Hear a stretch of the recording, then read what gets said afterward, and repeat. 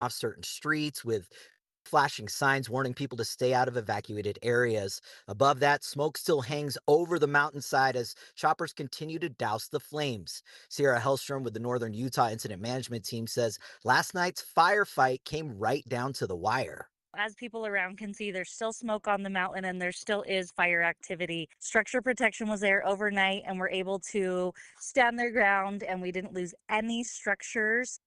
Crews say their goal today is to keep the flames from inching any closer and get families back into their homes as soon as it's safe. Live in North Ogden, Eric Cabrera, KSL News Radio. Some people from the 150 homes under evacuation orders had to spend the night at an evacuation shelter. We continue our team coverage with KSL News Radio's Adam Small. It was frightening. Robert Bunce had to spend the night in a trailer with his wife and dog with only enough time to pack a few things into their truck.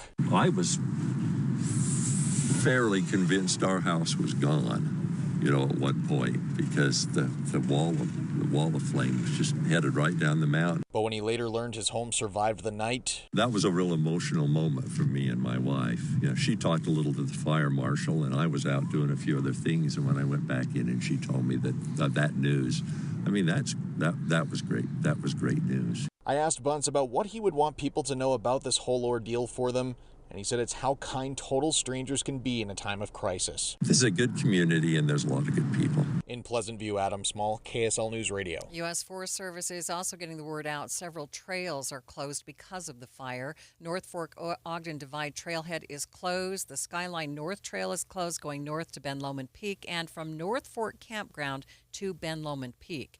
Bonneville Shoreline Trail is closed for approximately 6 miles going north from the North Ogden Divide, and we will talk to the Trails Foundation of Northern Utah to get more about this coming up at 12:15. A storm in Box Elder County likely brought stronger winds down into Ogden that impacted the Willard Peak fire. KSL meteorologist Evan Mashuli says it was unfortunate timing last night when a dry lightning storm created strong winds, pushing fires down the mountain and towards homes around 8 o'clock. Although the winds died down overnight, she says today. We do have the chance again for isolated dry thunderstorms, so unfortunately this may be something that they'll have to deal with.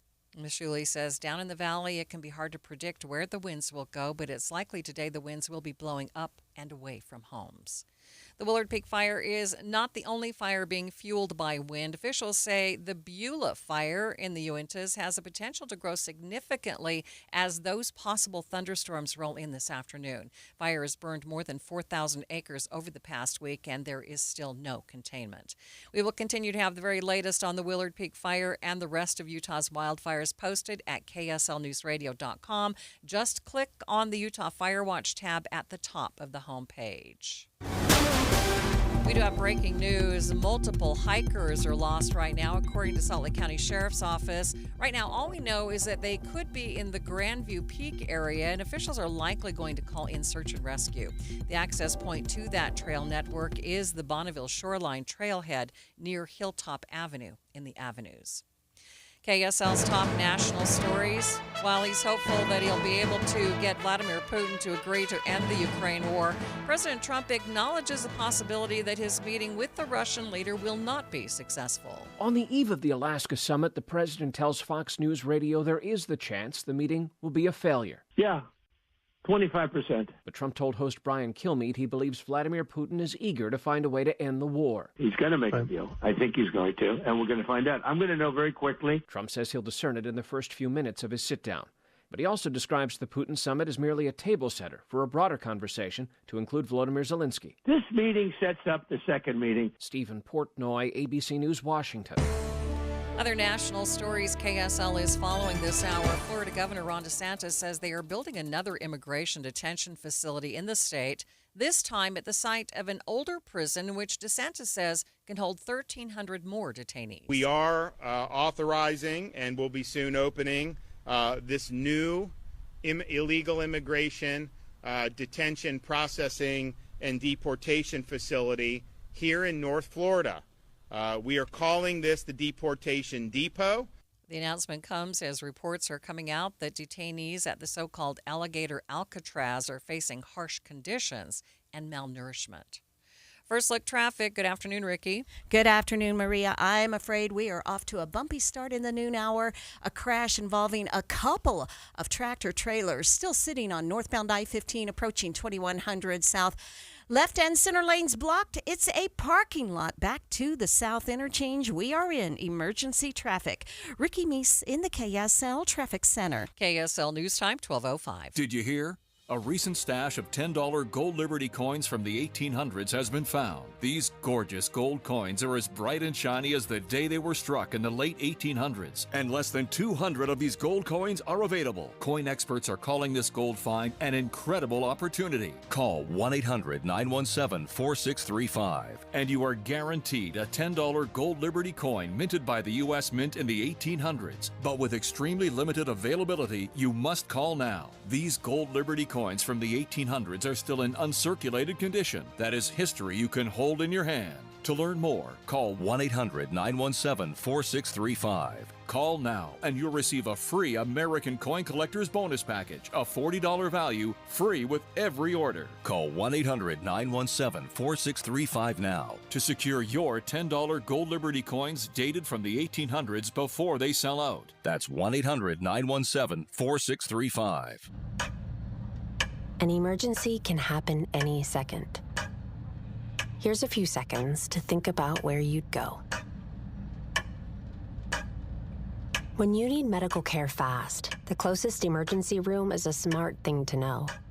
Common Spirit Health ERs are your direct path between feeling scared or uncomfortable and feeling better. Find emergency care in your neighborhood at mountain.commonspirit.org. Everyone needs a checking account, so get the one with built-in benefits to complement your unique lifestyle.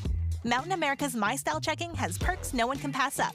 You'll enjoy sizzling restaurant deals, peace of mind mobile phone protection, timely telehealth access, built-in identity protection, and clutch loan rate discounts. Make My Style your lifestyle at Mountain America Credit Union. Visit macu.com/mystyle. Insured by NCUA. Membership required based on eligibility. Some benefits require no cost registration or activation. Terms, conditions, and exclusions apply. Get Mr. Mac's Performance Missionary Package. Includes 1 performance suit, 4 and collar stretch shirts, 3 ties, 1 mission belt, 1 pair of Echo or Johnston & Murphy shoes. All for just $695 at Mr. Mac. Thank you for joining us for Midday. Recapping our top story this half hour, the Willard Peak Fire has now burned more than 750 acres. While the winds and dry thunderstorms may be a concern today, officials are hopeful that people from the 150 evacuated homes will be able to go home soon. KSL News Time, 12:08. We are learning a student from the University of Utah has tragically died overseas. KSL News Radio's Alexandria Bonilla has more. Local news outlets and the university have confirmed 22-year-old Drew Youngquist died after colliding with a padded pole on a ski field in Australia. He had been working as a guide for the season and was part of an outdoor education company in Jindabyne, Australia. Ski rescue crews and first responders reportedly tried to save his life, but he died on the scene. The university describes Youngquist as an adventurous spirit with enthusiasm for life. He was studying at the College of Heath, where Dean Kelly Tappenden says he was an engaged and valued member of the school community. Alexandria Bonilla, KSL News Radio. Granite School District is reminding drivers to watch and stop for kids and school buses after a recent close call. Video captured from a school bus shows a truck drive into the red stop signs put up by the bus. Luckily, no one was hurt. Transportation Director for Granite School District, David Gaddy, tells KSL TV this is a common attitude. There's kind of that idea that nobody wants to be stuck behind a bus. So you see some people take some real big chances getting around us in a hurry, and a lot of times that does not go well. Drivers are required to stop when a bus has their red flashing lights up. School officials say drivers should stop 20 feet away. Snow Canyon State Park can now say it is the first state park in the country with a fully automated entry lane. KSL News Radio's Randall Jepson has more. During the spring or other peak visitation times at Snow Canyon State Park, there can be some long lines to get in. I've been stuck in a few of them. That park alone, it gets over 1 million visitors a year, but the state has added a scan and go lane for people who purchased a pass beforehand. And so far, they say it's been a big hit. State Park Deputy Director Devin Chavez tells the St. George News the scan and go lane also gives their staff a lot more time to actually help people who need assistance. Randall Jepson, KSL News Radio.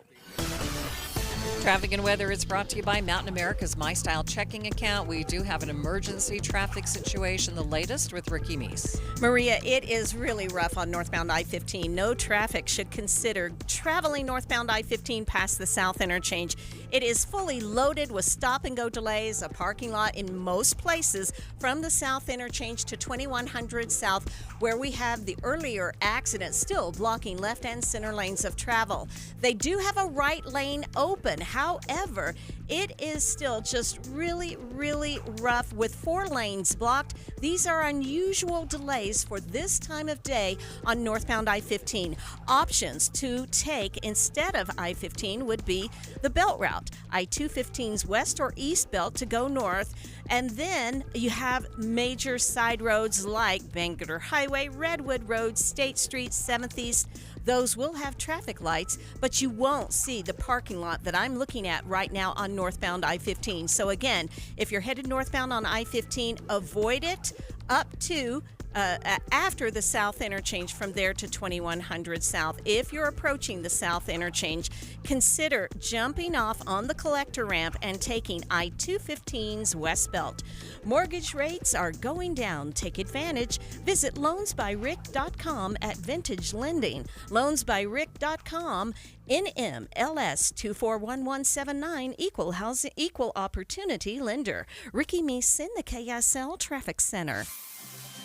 Calling for a high of 96 today with a slight chance for thunderstorms. Could be dry thunderstorms causing gusty winds and dry lightning. 95 tomorrow, mostly cloudy by afternoon. Slight chance for thunder. We do it again on Saturday, but a cool high of 92. From the KSL Weather Center, I'm Matt Johnson. And it's partly cloudy in downtown Salt Lake City, 91 degrees. Coming up on Midday with Maria Shilaos. Ben Lomond Peak is a popular hiking area, but it's currently being ravaged by that fire in North Ogden. We'll get some insight on it from the Trails Foundation of Northern Utah. Coming up, streaming live at KSLNewsRadio.com and on the app for KSL News Radio. Sponsored by At Your Service Pros. We are Utah's news, traffic, and weather station. Hey, this is Dan, the laptop man from PC Laptops. Imagine struggling with a slow, outdated computer that takes forever to load anything, that randomly freezes up and is filled with viruses and malware. Now picture yourself with a powerful desktop or laptop that runs smoothly and efficiently, making your work and entertainment seamless. Take one home today. The new 2025 S1 desktop or SM3 laptop for only $999. You heard that right, $999. You get a blazing fast processor, 16 gigs of RAM, and over a terabyte of blazing storage for $999.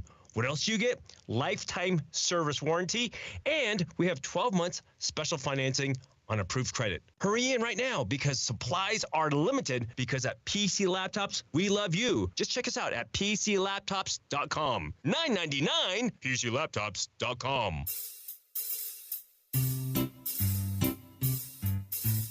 1877 Cards for Kids. KARS Cards for Kids. 1877 Cards for Kids. Donate your card today.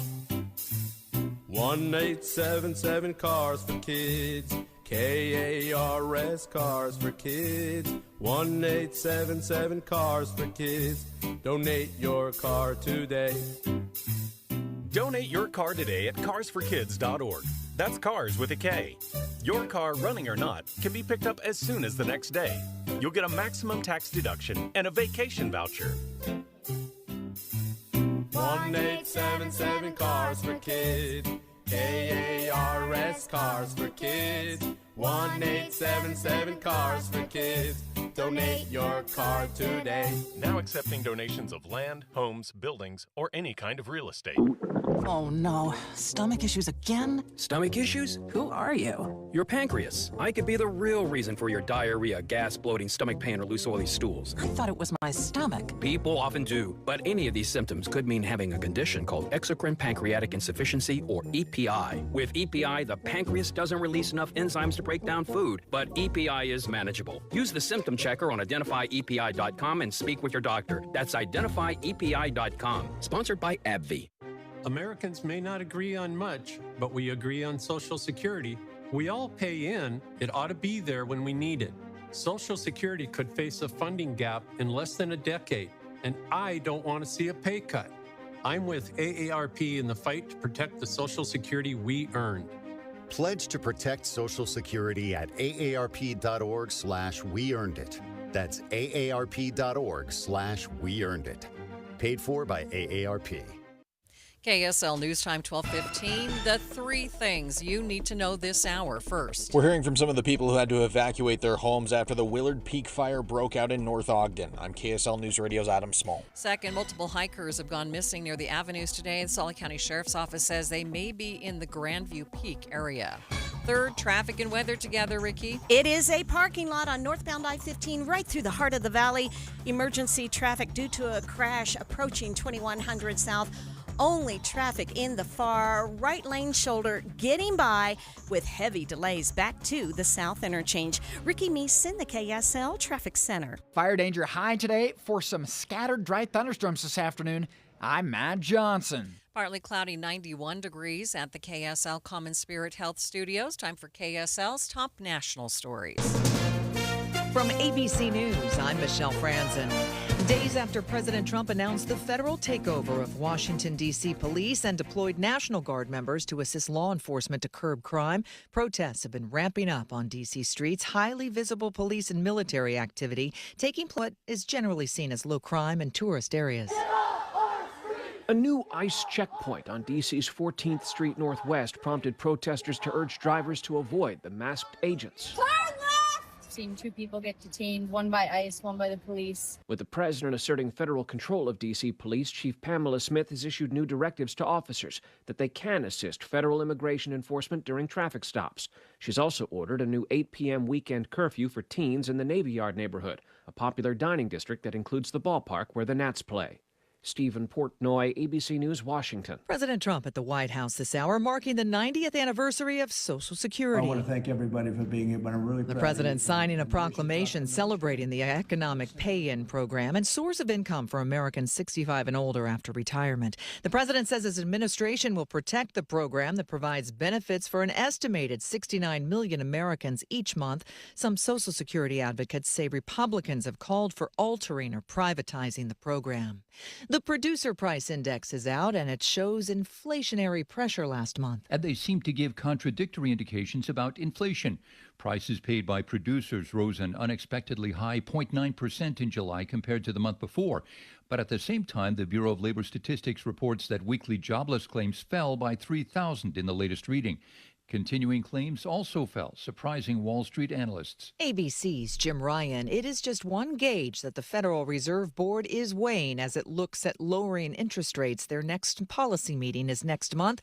On Wall Street, stocks are mixed in this hour. You're listening to ABC News. Time now for the KSL In-Depth. The Willard Peak fire, which is actually burning at Ben Lomond Peak, is threatening 150 homes, but it's also impacting a number of trail networks in the popular hiking area. Joining me now live is Eric Manning, the Executive Director of the Trails Foundation of Northern Utah. And Eric, thanks for being with me. Thank you for your time. Describe for us which trails are being impacted and which ones have been destroyed by this fire. Well, the biggest trail is going to be the Bonneville Shoreline Trail, which is the main trail that goes through that area from North Ogden Divide to Pleasant View. And no on-the-ground reports, but we know that it's pretty, 1.5 to 2 miles of that is pretty torched. Oh. What restrictions are in place at this hour? Right now, they're trying to keep people just away from the scene. I know they've got some red tape up at trailheads. Just to make sure people don't even try to get close to the area. Reports that North Ogden Divide accessing Ben Lomond Trail, which is much higher up, is also taped off so people can't get above the fire in case it does hop the rocks. Yeah, describe for us what this landscape is like. Is it pretty rocky or full of vegetation? Well, the part that is burning is very dry. It's a lot of scrub oak and grass. There's definitely a few trees mixed in that, and that kind of spreads right along the Bonneville Shoreline Trail itself. Above that, fortunately, there is a big rock outcropping to where hopefully that contains the fire to just not jump that to get higher. But it's just a very dry, scrub oak grass area all through there between the homes and the mountaintop. I understand that this is a pretty popular area for hiking. So what does this mean to the community who love to recreate up there? Well, we'll have to wait and see what happens when all's said and done. The fire gets put out by the crews up there, but we'll go up there and assess that. My organization built that trail in about 2014, 2015. It's a very popular trail. There's a lot of homes there that you can just access it right out your backyard. It's a beautiful place to recreate year round, but it's definitely going to need some work. And, unfortunately, it probably won't be, great the rest of the year. And then we'll have to take a look at it and definitely be working on it in the spring. With the snowpack, it's going to do a lot more damage for runoff once the spring hits because there's just not a lot of vegetation stuff to hold up that runoff. Yeah, I'm afraid to ask, but what does it take to rebuild a trail like that? Oh, that's a good question. Just where that's a lot of scrub oak and grass, it's going to be it'll take a lot to find out, really. With the water dump and the fire retardant that's being dropped in right now, we don't know what kind of damage that's done. But once we can get on the scene, we're definitely going to head up there and assess that with our trail crew, and definitely try to do some work this fall to kind of get it started. But at the end of the day, the winter is going to tell us a lot, with the runoff. And like I said, there's just not going to be a lot of stuff up there to contain and hold that water and snow back. So it could get pretty messy. Eric, appreciate your time. Thanks for being with me today. Thank you so much. Live on the KSL Newsline, that is Eric Manning, the Executive Director of the Trails Foundation of Northern Utah. We do have an emergency traffic situation. Traffic and weather is brought to you by Mountain America's MyStyle checking account. Let's get the latest with Ricky Meese. Still all but one lane blocked to traffic on northbound I-15 with this nasty accident approaching 2100 South. It's just a right lane getting by. Now, even though crews have been on the scene for about an hour, a little over an hour, they've made some progress, but not big progress. Because this crash involves large vehicles, tractor trailers, they take much longer to clear. So, left and center lanes still blocked, northbound I-15, 2100 South, one right lane open, and we still have heavy backups. And this is a parking lot back to the South Interchange. If you're traveling northbound I-15, I wouldn't even go to the South Interchange. Exit at 90th or 7200 South. Get on that collector ramp and get to I-215 and use that as an alternate route. Right now, until they can open up more lanes of traffic, you're sitting in at least 40 to 45 minutes, depending on where you are in the backup, of delays on I-15. When you need the financial products and services for every stage of life, Cyprus Credit Union is there for whatever the future holds. Visit cypruscu.com today. Ricky Meese in the KSL Traffic Center.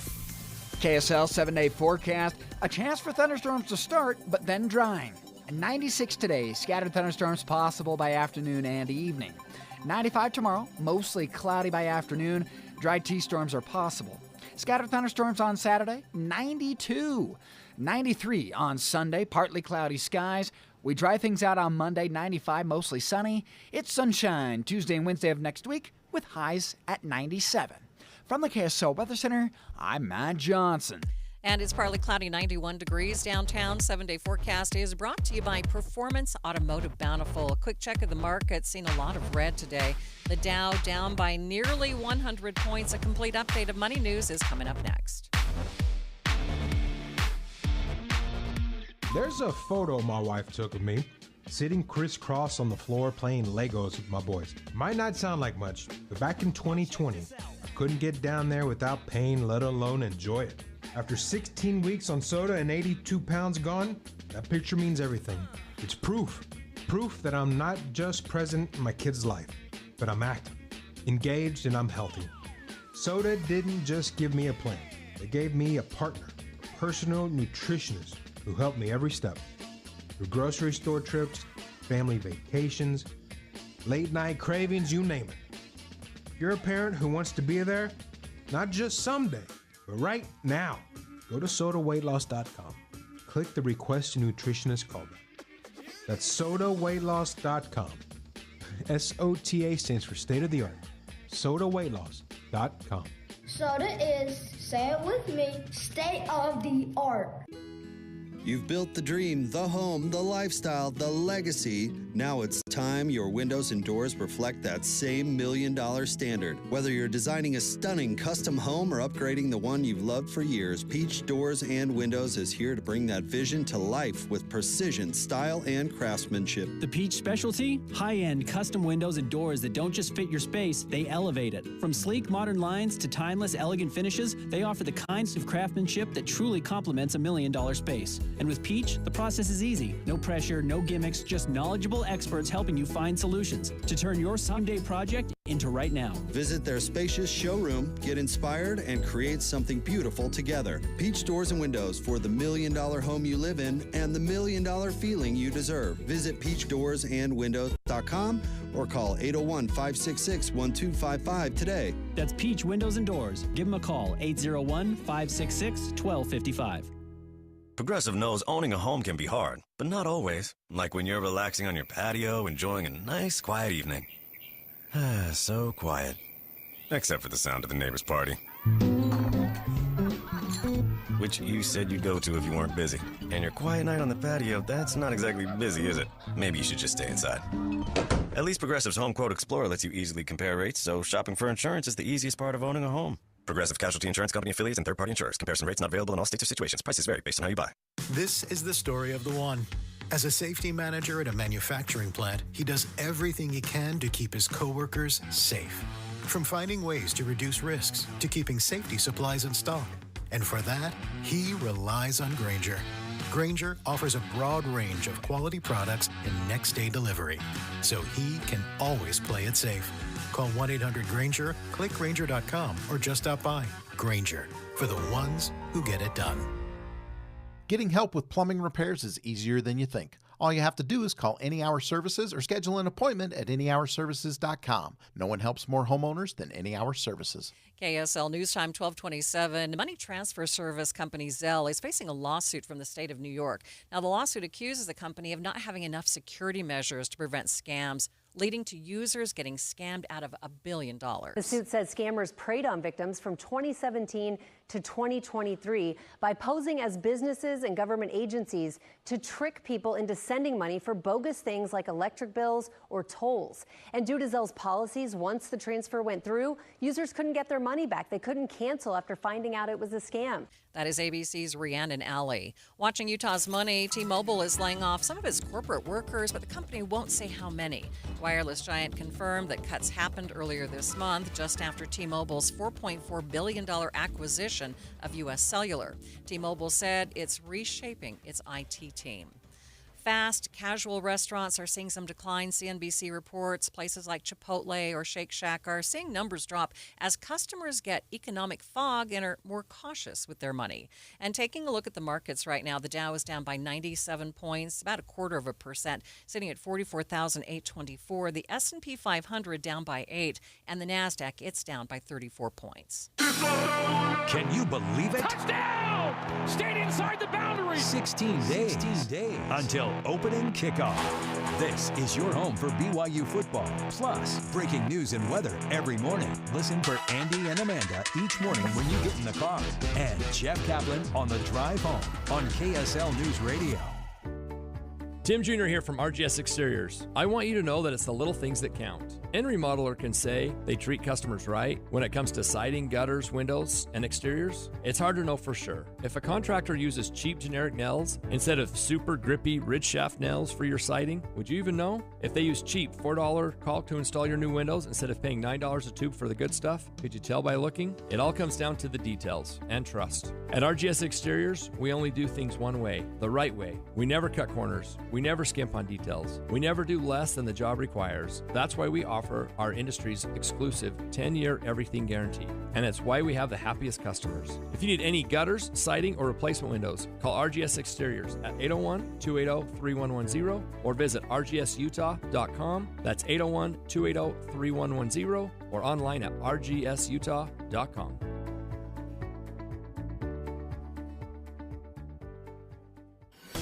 We do have emergency traffic coverage. Traffic and weather, it's brought to you by Mountain America's My Style checking account. What's going on the roads, Ricky? It is still just packed in, Maria. I'm afraid this is not the day to be on northbound I-15 right through the heart of the valley, which this is a freeway that handles thousands of vehicles every single day. Right now, it is a parking lot from just after 7200 South all the way to 2100 South, where we still have 4 lanes blocked. Those are the left and center lanes of travel. Again, if you are trying to go north in Salt Lake County, you need to avoid I-15. Take an alternate route, whether it's the East Belt, the West Belt, or a side street. It could be 7th East State, Redwood Road, or maybe a major secondary like Mountain View, Bangor Highway. But right now, we have no sign that northbound I-15 is going to clear out anytime soon. So again, this is the hot spot. Avoid it from Midvale at 7200 South. Any place after 2100 South, you can rejoin northbound I-15 and be moving right along. Why settle for a basic night out when all tickets for Utah Symphony and Utah Opera performances are now on sale? Don't wait, prices go up after August 31st. Ricky Meese in the KSL Traffic Center. How about a high of 96 today? Dry thunderstorms in the forecast this afternoon. That could cause dry lightning and erratic winds. 95 tomorrow, mostly cloudy by afternoon, slight chance for thunder. We do scattered thunderstorms again on Saturday, but a high of 92. From the KSL Weather Center, I'm Matt Jones. You're listening to Midday with Maria Shilaos on KSL News Radio, 102.7 FM and 1160 AM. Good afternoon. KSL News Time, 12:30. KSL's top story this hour. A district judge has denied death row inmate Ralph Menzies' petition for another competency hearing. KSL News Radio's Virl Johansson has the story. Menzies' attorneys filed a petition for a second competency hearing a month after the courts determined the 67-year-old was competent. The defense claims Menzies' dementia is getting worse, and he doesn't understand why he's being executed. But the judge says that's not enough. I think the judge was mostly concerned about the fact that there just really wasn't enough new evidence. There wasn't enough new medical, what we call forensic evidence, to show that Menzies' dementia has progressed to the point where he has lost the ability to comprehend and appreciate what's going on. That's KSL legal analyst and Inside Sources host Greg Skordas. He says the fact that time has passed isn't enough to show his competency is worse. Menzies will be back in court tomorrow as the Utah Board of Parole and Pardons considers commuting his sentence. Virl Johansson, KSL News Radio. The jury in the trial of Nicholas Rossi has found him guilty of rape after a 3-day trial and nearly 8 hours of deliberation. The jury came to their decision close to 9:30 p.m. last night after the 3-day trial. Rossi was accused of raping a woman in 2008 after she attempted to end their relationship. District Attorney Sim Gill says he's glad the victim in this case could come forward for justice. Her courage, her resilience, and her strength, and maybe now she can move on and not have to carry that burden or be defined by that injury that she carried so privately for so many years. Next, Rossi will have his sentencing hearing on October 20th, where he could face 5 years to life in prison. Rossi will also be going to court in Utah County next month, where he faces rape charges from another woman who alleges he also raped her in 2008. Brianna Willis, KSL News Radio. KSL's top national stories. National Guard is back out in Washington today. A small contingent of Guard troops are on the National Mall. ABC's Perry Russum says some police encountered protesters during a traffic checkpoint. Here in D.C., there's also been a lot of attention on a vehicle checkpoint that was set up last night by local police. They're calling it a traffic safety compliance checkpoint. This happened on 14th Street. It's one of the busier roads here in D.C. A lot of nightlife, some apartment buildings there, some high-end stores, some restaurants too. So, a lot of people go there pretty much all day, all night, too. And the officers there were met with protesters, with some protesters yelling at them, "Get off our streets. Why are you here?" President Trump says he wants Congress to act and make the federalization of local police more permanent. Other national stories KSL is following this hour. The family of one of the 135 people known to have died in flash flooding in Central Texas last month has filed a $1 million lawsuit against one of the campgrounds alongside the Guadalupe River. Relatives of 22-year-old Jada Smith claimed that HTR TX Hill Country Resort failed to protect its guests from high water in an area known as Flash Flood Alley. Smith and her 23-year-old fiancé, Bailey Martin, both died when their RV was swept away. Smith's family is asking for temporary financial relief of over $1 million. That is ABC's Jim Ryan. We are continuing to follow the Willard Peak Fire in North Ogden, which has burned 754 acres so far. It's caused the evacuation of 150 homes, and currently there is no containment. It's also impacting air quality. KSL News Radio's Alexandria Bonilla reports. It's not looking great in North Ogden. Air quality is listed as unhealthy for sensitive groups. Those with asthma or other lung issues and children or older adults should go outside as little as possible. They might want to even consider wearing a mask. The smoke doesn't seem to be affecting air quality too bad in other areas just outside of North Ogden. Air in South Ogden is listed as moderate to good. It's the same just east of the fire in Eden and just north of it in Brigham City. Alexandria Bonilla, KSL News Radio. Well, things are much better now. More than 30,000 customers lost power yesterday because of that fire in North Ogden. Ryan Barker is the Deputy Chief Fire Marshal for the Northview Fire District, and he says shutting it off was a precaution. Pretty typical when there's smoke, especially close to power lines. It can cause arcing, which we did see some of that behavior as the fire was progressing up underneath those power lines. Barker says the smoke acts as a conductor and the particles inside create an electrical force and bring it down to the ground. Right now, Rocky Mountain Power reports only about 50 people are without power in the Ogden area. We will have the latest from them coming up at 12:45. 150 homes remain under evacuation orders because of that Willard Peak fire. While officials don't anticipate any more evacuations, KSL News Radio's Don Brinkerhoff reports on how to best be prepared just in case. John Smith with the North Tooele Fire District says there are some things people can do if they get told to be prepared to evacuate. It's always good to turn off the gas at the meter and extinguish any pilot lights. If the pilot light goes out and the gas is on, you're not leaving any sort of additional dangers for people that are in the area fighting fire. He says people should also close the doors and windows to help slow the spread of a fire, but leave the doors unlocked so crews can get in. He cautions people not to turn on sprinklers or other water sources because that lowers water pressure that's critical to fighting a fire. Don Brinkerhoff, KSL News Radio.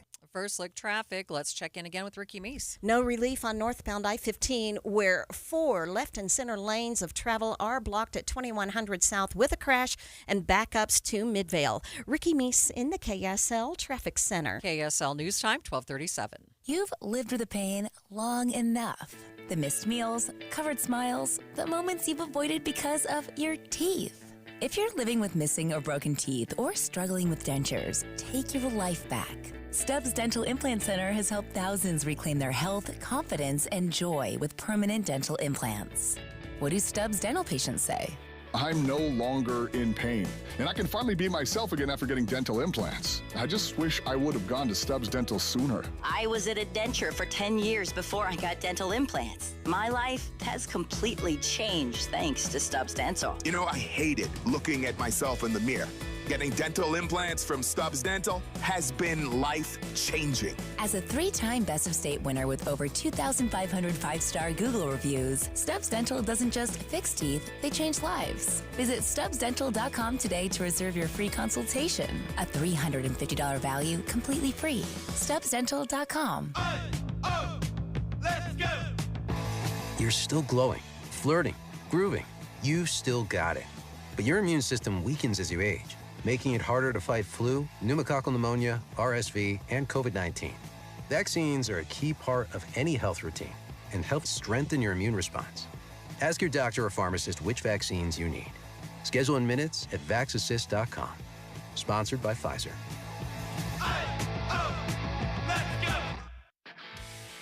This is the story of the one. As a lineman, he does whatever it takes to keep the power on in his community. And he wants a partner like Grainger who does the same. Grainger offers the professional-grade products he needs, from voltage detectors to harnesses to hard hats, plus fast, dependable delivery, so he can rise to every challenge. Call 1-800-GRAINGER, click Grainger.com, or just stop by. Grainger, for the ones who get it done. Right now at S&S Roofing, get $1,000 off any roof replacement. Plus, you'll get their incredible 50-year worry-free warranty. Dial pound 250 and then say the keyword S&S Roofing for a free bid. Breaking news on KSL News Radio. The power is out at Intermountain Medical Center in Murray. Rocky Mountain Power and Murray Power are working to get it restored. In the meantime, ambulances are being diverted to other hospitals and incoming patients are being directed elsewhere. Now, they're currently using generator power for the clinical areas and that are most essential. Salt Lake County Health Department is confirming the first human case of West Nile virus in the state this year. The infected person is an adult. They were hospitalized but are now recovering at home. The person was likely infected while spending time near the Jordan River in the southern half of the Salt Lake Valley. Health officials say it is a good reminder to wear mosquito repellent and get rid of standing water around your home. A 21-year-old died in Riverton this morning after getting hit by an SUV while crossing the street on an e-motorcycle. KSL News Radio's Randall Jepson has more. This happened just before 6 a.m. this morning at 1300 West and 126 South. Riverton police officer Joshua Lee says 21-year-old Owen Thompson was riding through a crosswalk when a white SUV ran a red light. The motorcycle, the electronic motorcycle that was hit, came to rest 186 feet from the crosswalk. It's highly likely, given the evidence that we have, that white utility vehicle was going at high speeds. Thompson was rushed to the hospital in critical condition but later died. Lee says the SUV driver is cooperating with the investigation. Randall Jepson, KSL News Radio. Traffic and weather, it's brought to you by Mountain America's My Style checking account. Let's get the latest on that emergency traffic with Ricky Meese. It's rare that I see traffic just at a standstill like this on I-15, but that's what we have. A parking lot northbound I-15 due to a crash at 2100 South, blocking 4 left and center lanes of travel right now. That delay is solid back to the south interchange and almost to 7200 South. Plan ahead to avoid it and find an alternate route. Advanced Window Products offers Graber window coverings, high-end quality with the best warranty. Save 30% off when you mention KSL. AdvancedWindows.com. Ricky Meese in the KSL Traffic Center. Hey, how about a high of 96 versus yesterday's triple digits? We'll take it. But by afternoon, there is a chance for some pop-up thunderstorms that could cause erratic winds and dry lightning. 95 tomorrow, mostly cloudy by afternoon, 30% chance for rain. Then it's a chance for thunderstorms again on Saturday, 92. From the KSL Weather Center, I'm Matt Johnson. Right now, partly cloudy skies, 91 degrees in downtown Salt Lake City. And coming up on midday, the lights went out for more than 30,000 customers yesterday because of that fire in North Ogden. But where do things stand today? We're going to go in depth coming up, streaming live at KSLNewsRadio.com and on the app for KSL News Radio. We are Utah's news, traffic, and weather station. The Social Security Administration just announced they are now projected to run out of money 1 year earlier than expected. Benefits could be cut by as much as 23%, and the average person could lose more than $100,000 in lifetime income. This news could significantly change when you file for Social Security. Discover how you could get every penny out of your benefits with a free Social Security analysis from Boss Retirement Solutions. If you've saved more than $300,000 and have not filed for Social Security, schedule your free analysis now by calling 801-896-9622. This free, customized analysis could help you get every penny out of Social Security. Call 801-896-9622. That number again, 801-896-9622. Boss Retirement Solutions is not affiliated with the Social Security Administration. The KSL News Radio Movie Show comes to My Hearing Centers Friday from 10 to 1. But first, discover what My Hearing Centers can do for you. My Hearing Centers uses advanced technology to diagnose and treat hearing loss. These comprehensive evaluations determine the best treatment options. Then enjoy lifetime support with regular check-ins, cleaning, and maintenance. Call My Hearing Centers at 801-701-1629. 801-701-1629 for more details. My Hearing Centers has offices from Ogden to St. George. If you've got a gas-powered engine, keep it running like new at every fill-up. Stable in-season protection is your engine's preventative medicine, cleaning and protecting the entire fuel system in season. In outdoor power equipment, prevent gum and varnish buildup that could cause a rough or non-running engine. For cars and trucks, increase fuel efficiency and power by removing deposits, ensuring your engine's long-term health. Stable outperforms the competition in independent lab testing. So at every fill-up, start with Stable. Wesley Financial Group is not a law firm, and Chuck McDowell definitely not an attorney. This is Chuck. If someone talked you into buying something really silly and you want to get out of that silly little thing, my advice, get the facts. Call me and I'll send you our timeshare exit kit absolutely free. Inside, you'll learn how timeshare works and all your options for cancellation. Call Wesley now for your free exit info kit. 800-475-1818. That's 800-475-1818. KSL News Time, 1245. The three things you need to know this hour. First, firefighters are holding the 754-acre Willard Peak fire at Bay in North Ogden after it pushed to the edge of neighborhoods overnight with 0% containment and evacuation still in place. I'm KSL News Radio's Eric Cabrera. Second, there is a power outage right now at the Intermountain Medical Center in Murray. Patients are being diverted and generator power is being used for the most critical areas. Third, traffic and weather together, Ricky. Emergency traffic continues due to a crash northbound I-15 just before 2100 South. It has traffic at a standstill back to 7200 South. You need to avoid northbound I-15 from Midvale until 2100 South and use an alternate route. Ricky Meese in the KSL Traffic Center. A touch cooler today with highs in the mid-90s, but a slight chance for dry thunderstorms. I'm Matt Johnson. Partly cloudy, 93 degrees at the KSL Common Spirit Health Studios. Time now for KSL's top national stories.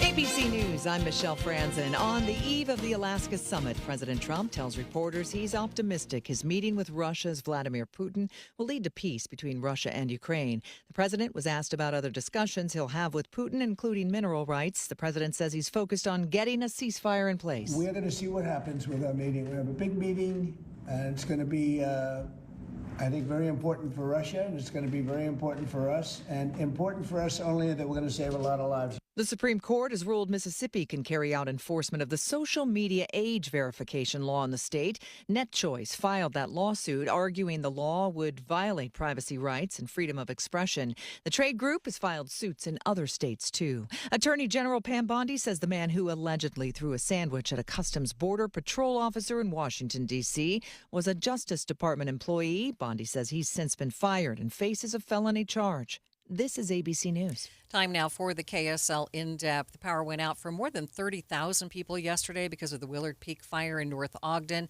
However, it's looking a lot better today. With the latest, we go now live to Dave Eskelson, the spokesman for Rocky Mountain Power, and tell us, where do things stand right now? Well, we're back to normal configuration on both our transmission and the local distribution lines there. The transmission corridor tripped out as it was supposed to do when the fire burned through it. When the fire was directly underneath the lines, the density of the smoke caused a fault on the lines. So that was a big concern for us because at that time of the day, loss of that transmission capacity meant that we could not serve all the customers in that area. That's why we had to cut service to customers intentionally in stages, starting around 3:48, I think is when that began. And we started restoration in steps around 7 p.m., and by 9:50 p.m., service was restored to everybody. This morning, we took that transmission path out of service again because we could do it, without creating any customer outages because demand is down in the morning. Mm-hmm. And so we were able to inspect the line, had to clean some of the insulators, but we found that there wasn't any serious damage to the line, so we were able to restore that back. And now that the fire is away from our assets, we don't anticipate any further problems, and the service configurations for all the equipment is back to normal this morning. Right. So you do not anticipate any more problems this afternoon then? No, we work closely with the fire officials, and of course we're paying close attention. We have folks that are actually involved on the ground and giving assistance where fires get close to our assets. And we're ready to respond if needed, but indications are that the active fire is not threatening any electric utility assets right now. We heard just a few minutes ago about an outage at Intermountain Medical Center. Can you tell us anything about that one? I don't know about that one. It's in Murray City, and Murray City is a municipal power company. We do have relationships with Murray. I don't see anything on our outage map on that right now. I appreciate your help. Thanks so much for being with me. Sure. Live on the KSL Newsline, that is David Eskelson. He's a spokesman for Rocky Mountain Power. Let's get you up to date on this emergency traffic situation. And Traffic and Weather is brought to you by Mountain America's My Style checking account. And here's Ricky Meese. And I'm afraid we've had no change with the cleanup of this crash northbound I-15 approaching 2100 South. 4 lanes of the freeway are blocked. They've been blocked about an hour and a half, and that tells you the difficulty they're having trying to clean up this accident. Northbound I-15, 2100 South. We have a parking lot. It is at a dead stop back to the South Interchange. So again, do not go past 7200 South on northbound I-15. Avoid it and take an alternate route. Common Spirit Hospitals, clinics, and caregivers, all connected to advanced health care in Colorado, Kansas, and Utah. Healthcare with human kindness is here. Hello, human kindness. Ricky Meese in the KSL Traffic Center. KSL 7-day forecast, 96 today with a chance for scattered thunderstorms. If they do materialize, we'll see some erratic winds and potentially dry lightning. Mostly cloudy with a 30% chance, and 95 the temperature for your Friday. Saturday, scattered thunderstorms, 92. Partly cloudy, 93 on Sunday. We go 95 Monday with mostly sunny skies. Dry weather continues Tuesday and Wednesday with highs in the upper 90s. From the KSL Weather Center, I'm Matt Johnson. Well, to the east, I'm looking at a lot of clouds in downtown Salt Lake City right now, 93 degrees. The 7-day forecast is brought to you by Performance Automotive Bountiful. Quick check of the markets. It looks like a bit of an improvement at this hour. At least the NASDAQ has now moved into positive territory. A complete update of your money news is coming up next. It's the final countdown during Motorsportsland's summer clearance event. We've got to make room for next year's inventory, so now's your chance to save tens of thousands on in-stock models before they're gone. Chase sunsets, roast marshmallows, and make memories that stick long after the trip is over.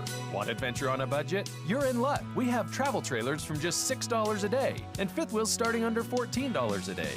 Whether it's quick weekend getaways or long summer road trips, we've got the RV to fit your lifestyle. And remember, our prices include freight, prep, propane, and even personalized RV training at no extra charge. Other dealers, they'll stack on outrageous fees and pretend it's standard. But at Motorsportsland, we don't play that game. We've been family-owned and proudly local for over 55 years, doing business the honest way. So skip the gimmicks, shop where the pros shop, and let Motorsportsland help you get away. Let Motorsportsland help you get away. Motorsportsland.com. At Intermountain Health, we believe life is a circle. May yours surround you with insight, a healthy perspective, trust, and reassurance. The belief that our differences aren't that different, and compassion just when you need it most. Life is a circle. May yours help you live the healthiest life possible. Intermountain Health. Do you know why more homeowners choose Any Hour Services for help when it's time to replace their air conditioners? What's up, everybody? I'm Mike Wilson with Any Hour Services, and the main reasons people choose Any Hour Services is because of our people, processes, and convenience. People tell us all the time that there's just something different about having an Any Hour Services technician in their home. That's why most of our over 18,000 Google reviews mention our technicians by name. Another reason is our 7-step install process that we call the Any Hour Difference. It all starts with a needs analysis where you explain what you like and dislike about your current system. This helps us design and size a system that fits your comfort and efficiency preferences as well as your home's airflow requirements. As for convenience, most of our installs are completed in one day. We also have flexible, no money down financing options available, even if you've been told no in the past. So if you've been thinking about getting a new air conditioner, call Any Hour Services and schedule a free estimate today. Google Any Hour Services or schedule online at anyhourservices.com. No one helps more homeowners than Any Hour Services. KSL News Time 12:54. An alarming report out today on producer prices, or the wholesale prices that businesses pay before goods and services get to consumers. Producer Price Index shows the prices jumped by 3.3% compared to last year. Washington Bureau Chief for Bankrate, Mark Hamrick, says this could lead to higher store prices. We have wholesale activity going on early in the supply chain process. The retail process is where the consumer is purchasing things. And so this is, I would say, incredibly concerning, because what we're seeing is that this pricing pressure is building farther back in the supply chains, yet to reach the consumer at the fullest extent. Hamrick says it's been 3 years since the Producer Price Index was this high. Watching Utah's money, AT&T customers could get part of a $177 million class action settlement. It's over alleged data breaches last year where vulnerable data like addresses, social security numbers, birth dates, and phone numbers were released onto the dark web. American Eagle is still dealing with backlash from its campaign with actress Sydney Sweeney. Retail Brew reports foot traffic was down 9% year over year as of last week. And Wendy's is extending its lineup to compete with other fast food joints, adding chicken tenders. They will reportedly be available in October, along with 6 new sauce options. The Dow is down by 70 points, sitting at 44,850. S&P 500 down by 4, and the NASDAQ back in negative territory, down by 12 points. Hi, this is Derek Overstreet, president of the New Millennium Group and co-host of Stop Working, Start Living with KSL News Radio. Can you imagine what your life would be like if you could retire 3 to 5 years earlier than you thought possible? The things you could do, the loved ones you could spend time with, the memories that you could create. That's what our team at the New Millennium Group does. We'll walk you through the entire process every step of the way. If you'd like to get a copy of the 5-step proprietary plan that will help you retire 3 to 5 years sooner than you thought possible, give us a shout right now. 888-999-6370. That's 888-999-6370 or utahsfinancialplanner.com. Listen, most of our listeners right now have a tax problem, not a money problem. There's not enough money in Social Security Medicare as it is. Let us show you how you can significantly reduce your taxes. That's 888-999-6370, 888-999-6370, or utahsfinancialplanner.com. At Fisher Investments, we may seem like other money managers, but we're different. What makes you so different than the rest of us? We ensure clients receive unparalleled service at every step of the relationship. Tell me more. Our investment counselors focus on service over sales, prioritizing clients' needs. How do you make money? We don't sell any commission-based products. We have a simple management fee based on the value of our client's portfolio. So we do better when our clients do better. What about client portfolios?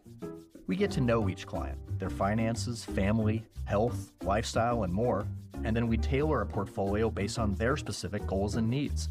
Your clients really come first then, huh? Yes, we make them a top priority. Our goal is helping them achieve a comfortable retirement. Wow, maybe we are different. At Fisher Investments, we're clearly different. Learn more at FisherInvestments.com. Investing in securities involves the risk of loss. KSL Broadcast Group contests are open to participants 18 years of age and older that are residents of Utah, unless otherwise specified. Employees or agents of the station, Bonneville International Corporation, other area radio stations, or any entity associated with the contest may not enter. Persons who have won in the last 30, 60, or 90 days from a station contest or event may not be eligible. Full general contest rules are available at kslnewsradio.com/contests. Emergency traffic coverage continues. It's brought to you by Mountain America's MyStyle checking account. And here's Ricky Meese. Right now, northbound I-15 still seeing solid delays from 7200 south up to where we have the crash at 2100 south. That is blocking 4 left and center lanes of travel. Again, only one right lane, right shoulder open to all traffic. Consider planning ahead, avoiding northbound I-15 and using an alternate route. Ricky Meese in the KSL Traffic Center. Just a little bit cooler across the Wasatch Front today with a high of 96. 40% chance of showers, but they're calling them dry thunderstorms. Tomorrow down to 95 and again a 30% chance. Right now, partly cloudy skies and 93 degrees downtown. Don't know where that came from.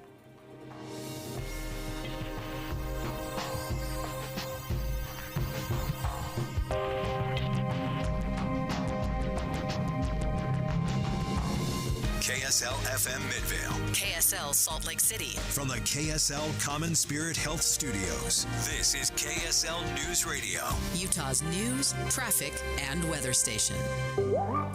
A fast-spreading wildfire in Weber County prompting evacuations of hundreds and resulting in the loss of power for tens of thousands. Fires like this with a terrain that aligns with the winds, and especially with the dry conditions that we had, the fire just made a really big push yesterday, and crews were working diligently throughout the night to protect those homes. The time is 1 o'clock on Thursday, August 14th. It's midday. I'm Maria Shilaos. Coming up, the latest on evacuations and road closures in the area affected by the Willard Peak fire, plus the emotional toll that the whole thing has had on people there. Also this hour, your papers, your personal needs, your priceless items, your prescriptions, and most importantly, your people. We'll go in depth on the things that you should have ready to go in case you ever need to leave your home with only a moment's notice. But first, our top stories. Evacuations are still in place for 150 homes due to the Willard Peak fire burning in the hills above North Ogden. It's burned more than 750 acres and is 0% contained. Several evacuees had to spend the night at a church acting as an emergency shelter, including Eamon Brent. Stressful, a little uncertain, but otherwise it's been okay. It's not been they've been treating us very well over here. Everyone's been friendly. North Ogden City says evacuations will remain in place until 5 o'clock tonight. The Red Cross and the Church of Jesus Christ of Latter-day Saints are helping evacuees who don't have another place to go. Salt Lake County Sheriff's Office is looking for multiple hikers lost in the Grandview Peak area. Officials say the access point to the trail network is the Bonneville Shoreline Trailhead near Hilltop Avenue in the Avenues. Salt Lake Search and Rescue has not been called yet. Our top national story this hour from ABC News. With President Trump headed to Alaska tomorrow to meet face-to-face with Russian President Vladimir Putin, Secretary of State Marco Rubio says this is the next step in the push to end the war in Ukraine. The President's spoken to him, I believe, 4 times by phone. I felt it was important to now speak to him in person and look him in the eye and figure out what was possible and what isn't. The president says that there is a chance the meeting will be a failure, but he believes that Vladimir Putin is eager to find a way to end the war. Other local stories KSL is following. Bunnies roaming around parts of Colorado look like they are growing horns. The question being asked about the rabbits in Colorado these days? What's up, Doc? The cottontails spotted around Fort Collins have been sprouting black growths that look like horns, leading some to call them zombie rabbits or Frankenstein bunnies. It's actually a fairly common rabbit virus spread by fleas and ticks, most often in the summertime. The rabbits' immune systems are able to fight off the wart-looking offshoots, and once they do, scientists say the growths will disappear. Sherry Preston, ABC News. Poor little rabbits. The markets at this hour, the Dow is down by 60 points, sitting at 44,862. S&P 500 down by 2, and the NASDAQ, it's off by 6 points. Traffic and weather, it's brought to you by Mountain America's MyStyle checking account. And Ricky, are things improving out there on I-15? I'm afraid not. I'm just glad they haven't gotten worse, but northbound I-15, packed in solid. It is a parking lot going from 7200 south to 2100 south, where we have a crash just before that that's been blocking 4 left and center lanes of travel. There is a right lane and shoulder for 1 lane to get by. It's just not enough to help. They are making progress on clearing the crash. Our other spot, There's something slowing down traffic northbound I-15 in Sandy near 90th South, and it's backing traffic to the Southtown Mall. Common Spirit hospitals, clinics, and caregivers, all connected to advanced health care in Colorado, Kansas, and Utah. Healthcare with Human Kindness is here. Hello, Human Kindness. Ricky Meese in the KSL Traffic Center. 40% chance of a dry thunderstorm this afternoon, according to Matt. The high today, 96 degrees. A little bit cooler tomorrow with a high of 95. Saturday, though, the weekend in the low 90s, and then that slight chance of showers still exists. Right now, 93 degrees at the KSL Common Spirit Health Studios. Mornings are for recharging. And they're for starting your day right. We volunteer to join you in the car. Get news and weather at 102.7 FM during the most important part of your day. Andy and Amanda, each morning between 5 and 9 on KSL News Radio. Getting help with electrical repairs is easier than you think. All you have to do is call Any Hour Services or schedule an appointment at anyhourservices.com. No one helps more homeowners than Any Hour Services. It is the time of year for you to get ready for back to school and the Labor Day weekend that is not too far off in the distance. It's time to make your reservations for Labor Day at Ruth's Chris Steakhouse. And while you're doing all of that shopping, getting the kids ready for their higher education, whether it's downtown Salt Lake City or up in the Park City area, there's a Ruth's Chris Steakhouse waiting for you. Now, these long, hard days of shopping, you deserve a treat at the end of that day. And at 275 Southwest Temple in downtown Salt Lake City, Ruth's Chris is ready to take care of you. And up at Park City with the outlets and everything there, why don't you make your reservations at Hotel Park City's Ruth's Chris Steakhouse? The meal you have been longing for. Best of all, you don't have to prepare it. You don't have to clean up after it. You just have to sit back and enjoy that delicious steak, entree, dessert, side dishes at Ruth's Chris Steakhouse. When you take your grandkids to Disney, do they know what's in your investment portfolio? Do they even care? They're busy having a great time, and you're busy making memories. At Galileo Wealth Management, we understand the nuts and bolts of retirement planning, our investments, the stock market, taxes, Social Security, Medicare, and more. But think about it. What are you trying to do here? Is your goal to beat the S&P? Or is your goal to make memories with your family? Our goal is to give you the confidence to spend in retirement without the fear of running out of money. Call Todd Kim at Galileo Wealth Management today. 801-516-3227. That's 801-516-3227. Or go online to GalileoWealth.com. Let Todd Kim and Galileo Wealth Management help you make memories, not just money.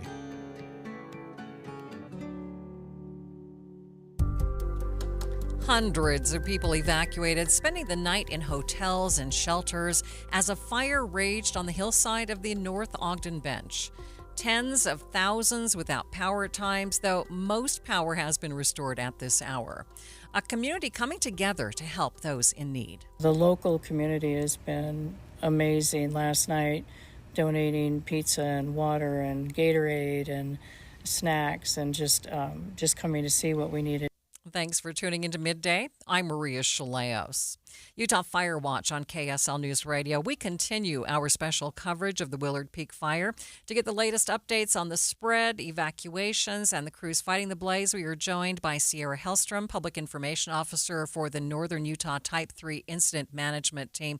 Sierra, thanks for being with me. What is the latest on this fire?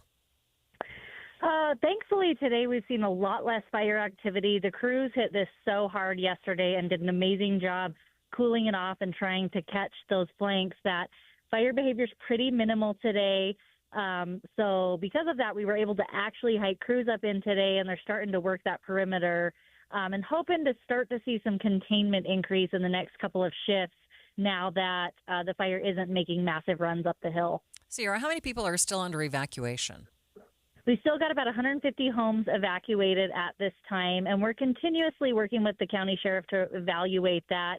Our biggest concern is to not put them back in until we have some containment around that perimeter, because we don't want to have to evacuate them again if fire activity were to pick up. So they might not be able to go back until 5 o'clock tonight at earliest? We're still having those discussions with the county sheriff. We don't have a set time at this moment, but we are discussing the possibility of this evening if today's shift goes well. We've got firefighters out on the ground right now doing structure protection along those properties and subdivisions. And if we feel confident about that, then we'll have that discussion of opening those evacuations this evening. Okay, describe for us how many crews are working on this fire and what type of aerial support you have this afternoon. So we currently have about 150 people, but that's continuing to go up. We are just getting multiple crews coming in to be able to hike up into the area. We do have aircraft available. Right now we are not utilizing fixed wings. They're available if necessary, but we're mostly utilizing bucket drops as we have individualized hot spots that we're trying to cool down. But if fire activity picks up where it's starting to move more, we've got fixed-wing aircraft available at disposal as needed. Right, but so far the wind is not hampering efforts today. So far the wind has been very minimal today, and as is often the case here, it usually picks up in the afternoon, so we're kind of preparing for that uptick in wind. We are in red flag warnings right now, so that's some of the concern is as the weather picks up and this storm that's predicted is coming in, with that brings the weather and the wind. And that's the concern, if we can knock down as many hot spots as possible before that wind event comes through this afternoon. Sierra, appreciate your time. Thanks for being with me. Thank you so much. Sierra Hellstrom, Public Information Officer for the Northern Utah Type 3 Incident Management Team. Let's turn now to weather conditions. Is today looking like it'll be more helpful for those fighting the Willard Peak fire? KSL meteorologist Matt Johnson said today could be another dicey day with wind and really low humidity once again. The forecast, unfortunately, is calling for dry thunderstorms today. Basically, we'll get high-level thunderstorms up in the mid and upper levels of the atmosphere, and that rain from those storms will fall into a dry layer. Usually that causes wind. Now you get the wind plus a dry lightning strike, and that can mean trouble for a fast-moving fire. So because of that, red flag warning is in place. We're also watching humidity carefully. It'll probably be down in the 20% range for a lot of locations. That is dry enough to help these fires thrive. Also, keeping an eye on that air quality. It'll be in the moderate for a lot of us. That's the yellow category. But of course, if you live within the proximity of a fire that is burning, you're unfortunately going to be having to deal with thicker concentrations of smoke, especially in the overnight, because in the overnight, we see the winds relax and the smoke will actually start to settle down in valley locations and lower elevations. Generally speaking, the forecast for wind today, it started out calm in the morning, but by this afternoon, we're talking about 10 to 15 miles an hour. Now, you add in the risk for outflow winds from these dry thunderstorms, and that can actually crank the winds up to 25, 35, maybe even 45 miles an hour at times. And we can't exclude rule out the risk of dry lightning strikes combined with that wind. So it could get a little choppy and a little unpredictable for firefighters today on the Willard Peak fire, the Beulah, and Monroe Canyon fire. Definitely something that firefighters are aware of, but it can definitely catch you off guard out there.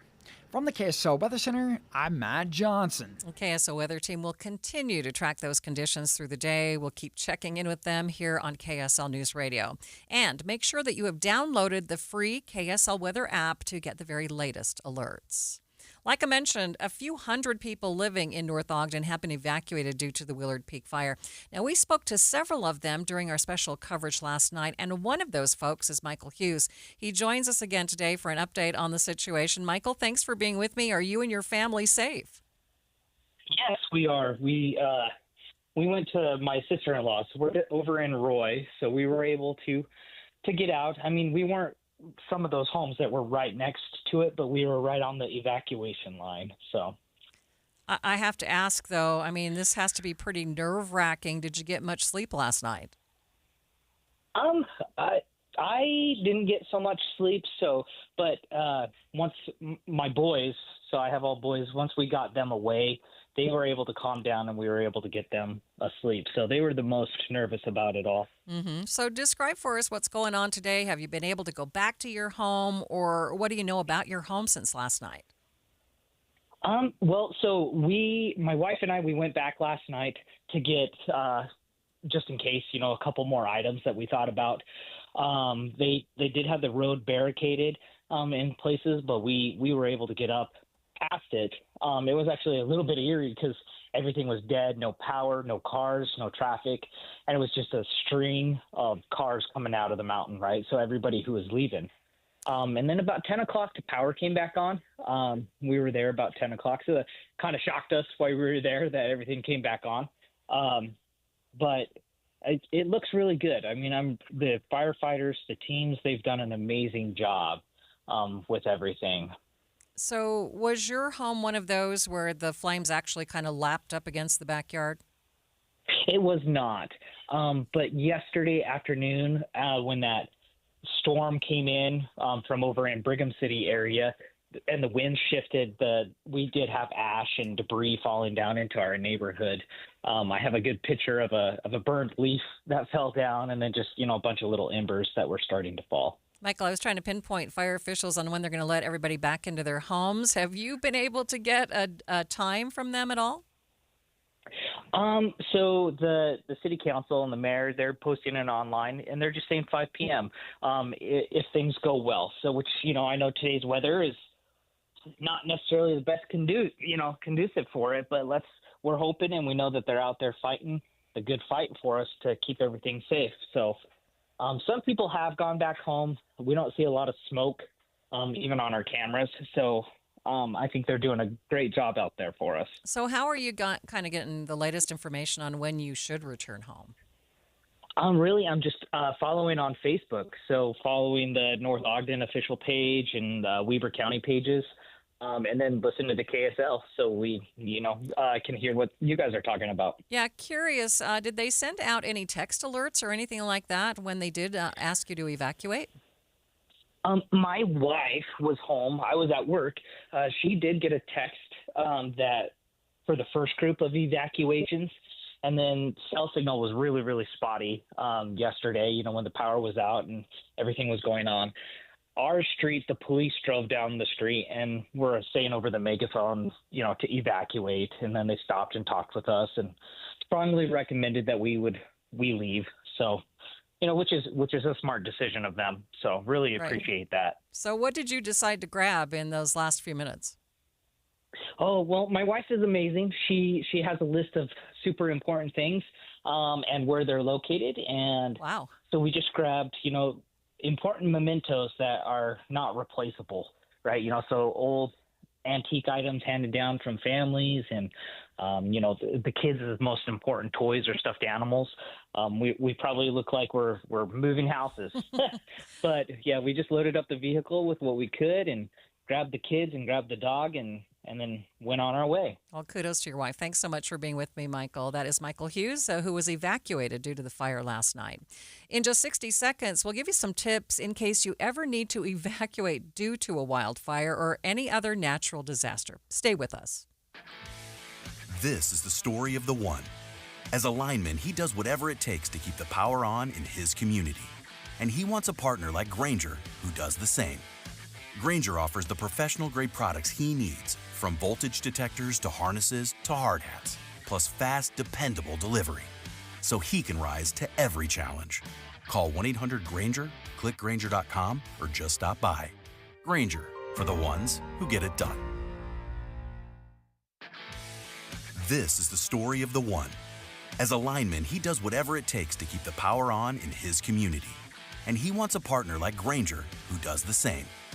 Grainger offers the professional-grade products he needs, from voltage detectors to harnesses to hard hats, plus fast, dependable delivery, so he can rise to every challenge. Call 1-800-GRAINGER, click Grainger.com, or just stop by. Grainger, for the ones who get it done. Utah Fire Watch, our special coverage of the Willard Peak fire burning near North Ogden continues. John Smith with the North Tooele Fire Department and a host on our partner station, The Arrow, joined Inside Sources this morning to talk about the importance of being prepared ahead of time.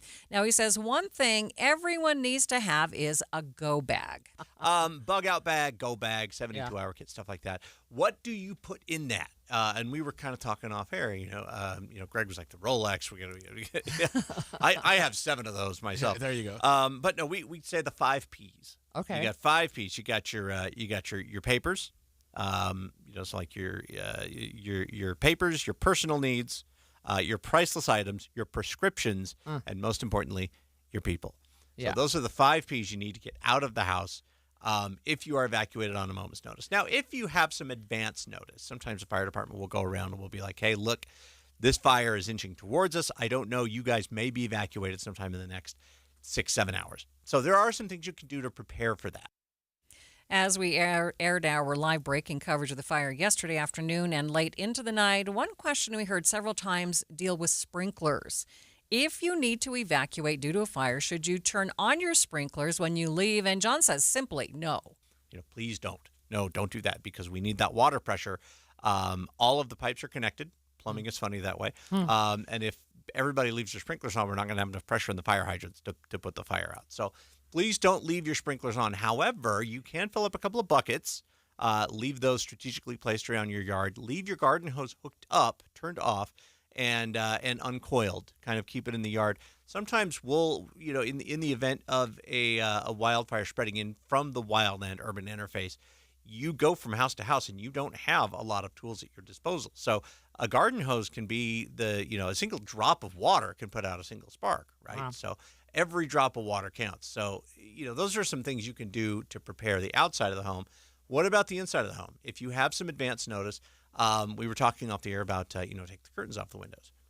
Which is something I did not know. Yeah, a lot of people don't realize that. You've got a lot of things in the home that are flammable, some more than others. And if you can move stuff away from the windows or the entry points, move that stuff away. Take the curtains down, take the blinds down, take the couches, pull them into the center of the room, that sort of thing. Shut off the gas to the house. Blow out any pilot lights. Make sure that you don't have any combustible materials near the edges of the home. And keep your doors and windows closed, but keep the outside doors unlocked so that if fire personnel need to go in and fight the fire, we don't have to bust the door down. John also says, when you get an evacuation notice from authorities, please, please, please don't ignore the warnings. A lot of people don't like being told to leave their home. Shock. Wow, you want me to leave my house? No, I'm not leaving my house. I'm going to stay here and I'm going to defend this to the last inch. And obviously we can't force people to leave their homes. We will use very encouraging language to let them know the dire nature of the situation. A forced evacuation would be, we're getting everybody out, and then once you're out, you cannot go back in. I see. When we tell people if they're staying behind, we're like, listen, give me your name and your social security number so that we can identify the body. Stick with KSL as we continue to cover this fire, plus all other fires burning around the state. You can get the latest information on air and online at kslnewsradio.com. Just click on Utah Fire Watch at the top of the homepage. A high-stakes summit on deck for tomorrow between the U.S. and Russia over the future of the war with Ukraine. We'll get the latest preview next. But first, it's KSL Traffic. We continue our emergency traffic coverage brought to you by Mountain America's MyStyle checking account. Ricky? Well, Maria, the silver lining has finally appeared northbound I-15. All lanes now open near 2100 South, where we had a crash that brought traffic to a standstill.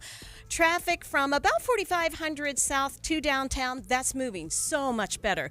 But from 72nd up to 4500 South, we still have solid delays. Ricky Meese in the KSL Traffic Center. Can you believe it? Touchdown!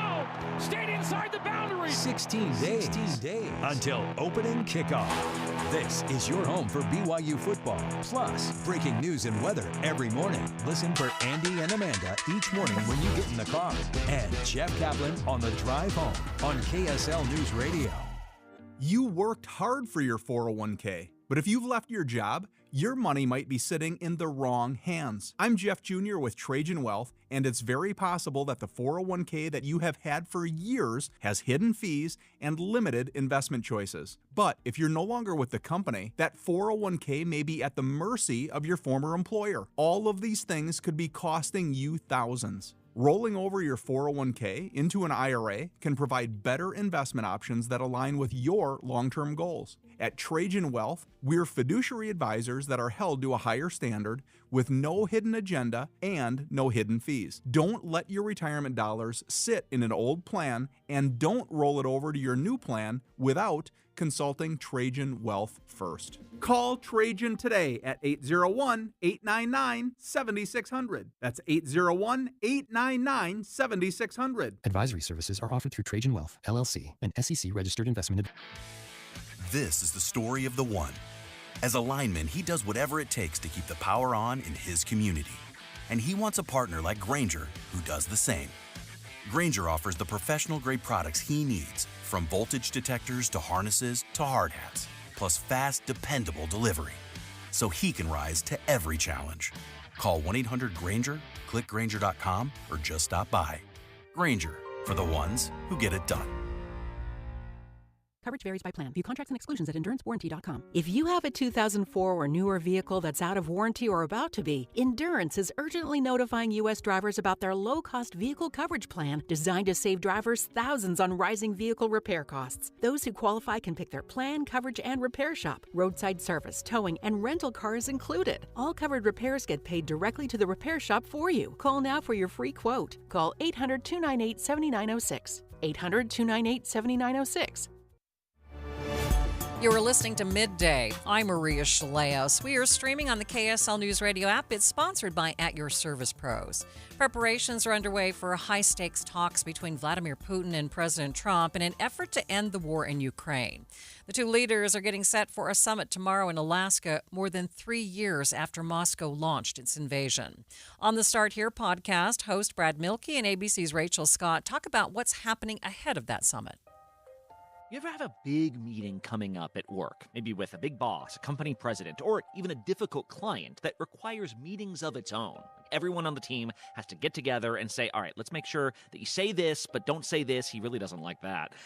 That's kind of what was happening yesterday. President Trump, ahead of a big Friday summit with Russian President Vladimir Putin in Alaska, heard from European leaders and from Ukrainian President Volodymyr Zelensky, all of them asking to hear Trump's plan, maybe see the deck, and to offer some tips and concerns of their own. ABC senior political correspondent Rachel Scott is with us. Rachel, what was said in these virtual meetings? Do we have a sense? Yeah, Brad, you really couldn't have summed it up better. There's these little mini meetings before the bigger, higher stakes meeting.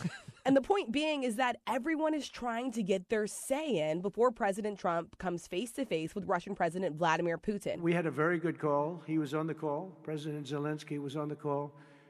I would rate it a 10, very friendly. When Trump and Putin sit down one-on-one, they have these face-to-face negotiations over the future of Ukraine. Zelensky's not even going to be in the room. And so you have our European allies and Zelensky on this call and virtual meeting with the president and the vice president.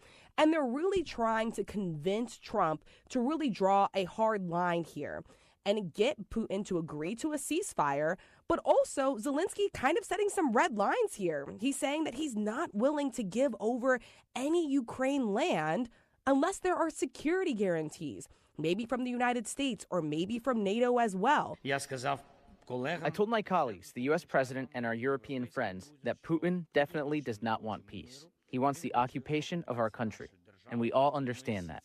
So from Zelensky's point of view, he's like, hey, well, why would I turn over land to the very people that invaded and started war with us?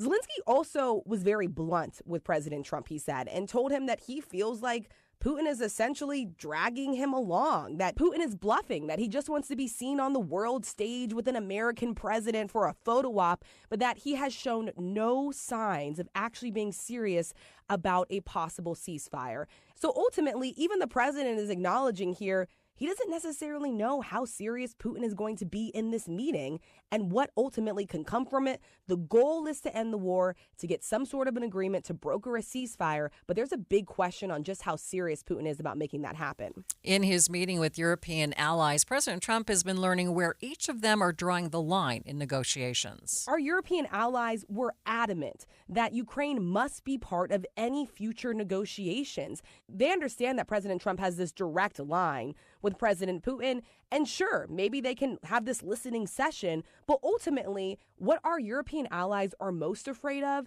is that a deal is brokered and hashed out, and then Ukraine is forced to accept it. And that is something that could really pit the United States against some of our closest allies in Europe. Brad, they also said there must be a ceasefire in place before there are any peace talks, period. And they also want more sanctions and pressure on Russia if nothing comes out of this face-to-face meeting between Trump and Putin. I see. Like, there has to be a ceasefire, a pause in fighting before you can actually go into, like, real peace talks. And once the peace talks start, they're saying, like, Zelensky's got to be part of that. Is a ceasefire a real possibility? Like, how did Trump respond to all these kind of demands, suggestions, whatever? Our European allies say the president was very optimistic about this idea of getting a ceasefire, but publicly in front of reporters, the president has really lowered expectations. He's downplayed this idea. The first meeting will not work that out. Certain great things can be gained in the first. It's going to be a very important meeting, but it's setting the table. He has even said maybe he'll know within the first 5 minutes of how serious that possibility of reaching a ceasefire could be. The president, though, he says he's optimistic. He says that if this meeting goes well, he would like a trilateral meeting between Putin, Zelensky, and Trump to happen within just a few days of that Friday meeting. So we're talking about possibly next week here, another huge high-stakes summit. But again, a lot of that's going to be on what Putin says during this meeting. Brad Milkey and Rachel Scott on the Start Here podcast. Rachel Scott will be reporting on the summit from Alaska tomorrow. It's 1:30 midday at KSL News Radio. I'm Maria Shilaos. Some of the stories we are watching this hour. National Guard troops now in Washington, D.C. What exactly are they doing? We will chat with someone on the scene. A new monument in Utah dedicated to the Navajo code talkers of World War II, and KSL traffic. Ricky?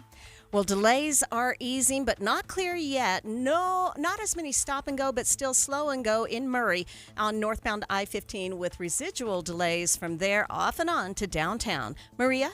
Number of texters telling me they are seeing no smoke coming from the mountains there in North Ogden. We will continue to follow that fire for you. ABC News is next. ABC News, I'm Michelle Franzen. The Trump administration preparing for tomorrow's bilateral meeting in Alaska between President Trump and Russia's President Vladimir Putin. At the State Department today, Secretary of State Marco Rubio telling reporters President Trump wants to look Putin in the eye to get a ceasefire done. Rubio says there will have to be some guarantees for Ukraine. To achieve a peace, I think we all recognize that there'll have to be some conversation about security guarantees. There'll have to be some conversation about territorial disputes and claims and what they're fighting over. All these things will be part of a comprehensive thing. Attorney General Pam Bondi ordering federal prosecutors to pursue the death penalty for a Seattle woman charged with the January murder of a Border Patrol agent in Vermont. Prosecutors disclosed details in a 4-count superseding indictment charging 21-year-old Teresa Youngblood with murder, assault, and firearms offenses. Youngblood is alleged to have ties to a cult group known as the Zizians, wanted for murder in several states. This is ABC News. KSL's top local story, the power is out at Intermountain Medical Center in Murray. Jess Gomez with Intermountain Health says Rocky Mountain Power and Murray Power are working to get it restored, but in the meantime, our generator power is working in those key clinical areas of the hospital, ventilators, intensive care units, surgery areas, but the full campus is still without full restored power. Ambulances are being diverted to other hospitals and incoming patients are being directed elsewhere. Gomez says they don't know yet why the power went out or when it's expected to be restored. Other local stories KSL is following. A district judge has denied death row inmate Ralph Menzies' petition for another competency hearing.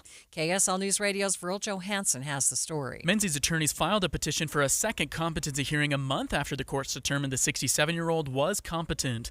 The defense claims Menzies' dementia is getting worse and he doesn't understand why he's being executed. But the judge says that's not enough. I think the judge was mostly concerned about the fact that there just really wasn't enough new evidence. There wasn't enough new medical, what we call forensic evidence to show that Menzies' dementia has progressed to the point where he has lost the ability to comprehend and appreciate what's going on. That's KSL legal analyst and Inside Sources host Greg Skordas. He says the fact that time has passed isn't enough to show his competency is worse. Menzies will be back in court tomorrow as the Utah Board of Parole and Pardons considers commuting his sentence. Verl Johansson, KSL News Radio. A jury has said Nicholas Rossi is guilty of rape against a woman in South Salt Lake after she tried to end their engagement. District Attorney Sim Gill says he will now go to sentencing where he could face 5 years to life in prison. Through his conduct, it has caused this kind of damage from my perspective and from our office's perspective. There won't be long enough time to keep him in prison for the kind of injury and harm that he's caused to another human being. Rossi's sentencing is scheduled for October 20th. He's also facing charges for allegedly raping another woman in Utah County in 2008. Salt Lake County Health Department is confirming the first human case of West Nile virus in the state this year. The infected person is an adult. They were hospitalized, but they are now recovering at home. The person was likely infected while spending time near the Jordan River in the southern half of the Salt Lake Valley. Health officials say this is a good reminder to wear mosquito repellent and to get rid of standing water around your home. Taking a look at your money at this moment, markets have turned mixed, well, just barely mixed. The Dow now down by only 15 points. That's quite a change from last half hour. S&P 500, it's down just by a fraction. It's pretty flat today. And the NASDAQ is down by 11 points. Traffic and weather together. It's brought to you by Mountain America's My Style checking account. We remain in emergency traffic coverage, Ricky. But not for long, and that is the good news, Maria. The crash has been cleared. Northbound I-15 approaching 2100 South. All lanes of travel are open, so we are seeing these delays thin out, and traffic is moving again. Now, we still have spots of slowing on northbound I-15, and they are scattered from Sandy up to about 1300 South. But again, the good news is you're starting to move, and these delays are starting to clear out. No matter the weather, your feet can feel fantastic. Find the Good Feet location nearest you at goodfeet.com. Ricky Meese in the KSL Traffic Center. Other good news is texters telling us and showing us pictures of the view of Ben Lomond and Willard Peak and the range where that fire has been burning. Absolutely no visible smoke right now. And hopefully the weather is going to continue to help the firefighters out. We are looking for a high today of 96, a 40% chance of dry thunderstorms, and hopefully the winds won't pick up too much in that area. Tomorrow, 95 for a high and still a 30% chance of showers. 95 degrees at the KSL Common Spirit Health Studios. A reminder about the simplest way to get updated for your day. Hit your KSL preset when you jump in the car, and we'll take care of the rest. Hear key news updates and traffic reports. Andy and Amanda from 5 to 9 in your car. KSL News Radio at 102.7 FM. Utah deserves better. If you just got a quote on a new furnace or air conditioner and felt like they were pushing you into something big and expensive, you're not the only one. A lot of home service companies here in Utah aren't really local anymore. They've been bought out by private equity groups focused on profits, not people. Here at Your Service Pros, we're different. We're Utah-based, family-owned, and built on trust, not sales quotas. We offer free second opinions on repairs or replacement because most people just want to know the truth. If your system can be repaired, we'll gladly fix it. But if it needs to be replaced, we'll show you your options, including a hybrid system with up to $6,650 in total rebates. We'll make sure you're getting the best price possible, not some inflated quote so our investors can get richer. At Your Service Pros has served Utah homeowners for over 20 years, and we're proud to have a 4.9-star rating from families just like yours. So call At Your Service Pros today at 801-YOUR-PRO. If you need a free second opinion on your heating, air, plumbing, or electrical, call 801-YOUR-PRO, because Utah deserves better. You're still glowing, flirting, grooving. You've still got it. But your immune system weakens as you age, making it harder to fight flu, pneumococcal pneumonia, RSV, and COVID-19. Vaccines are a key part of any health routine and help strengthen your immune response. Ask your doctor or pharmacist which vaccines you need. Schedule in minutes at vaxassist.com. Sponsored by Pfizer.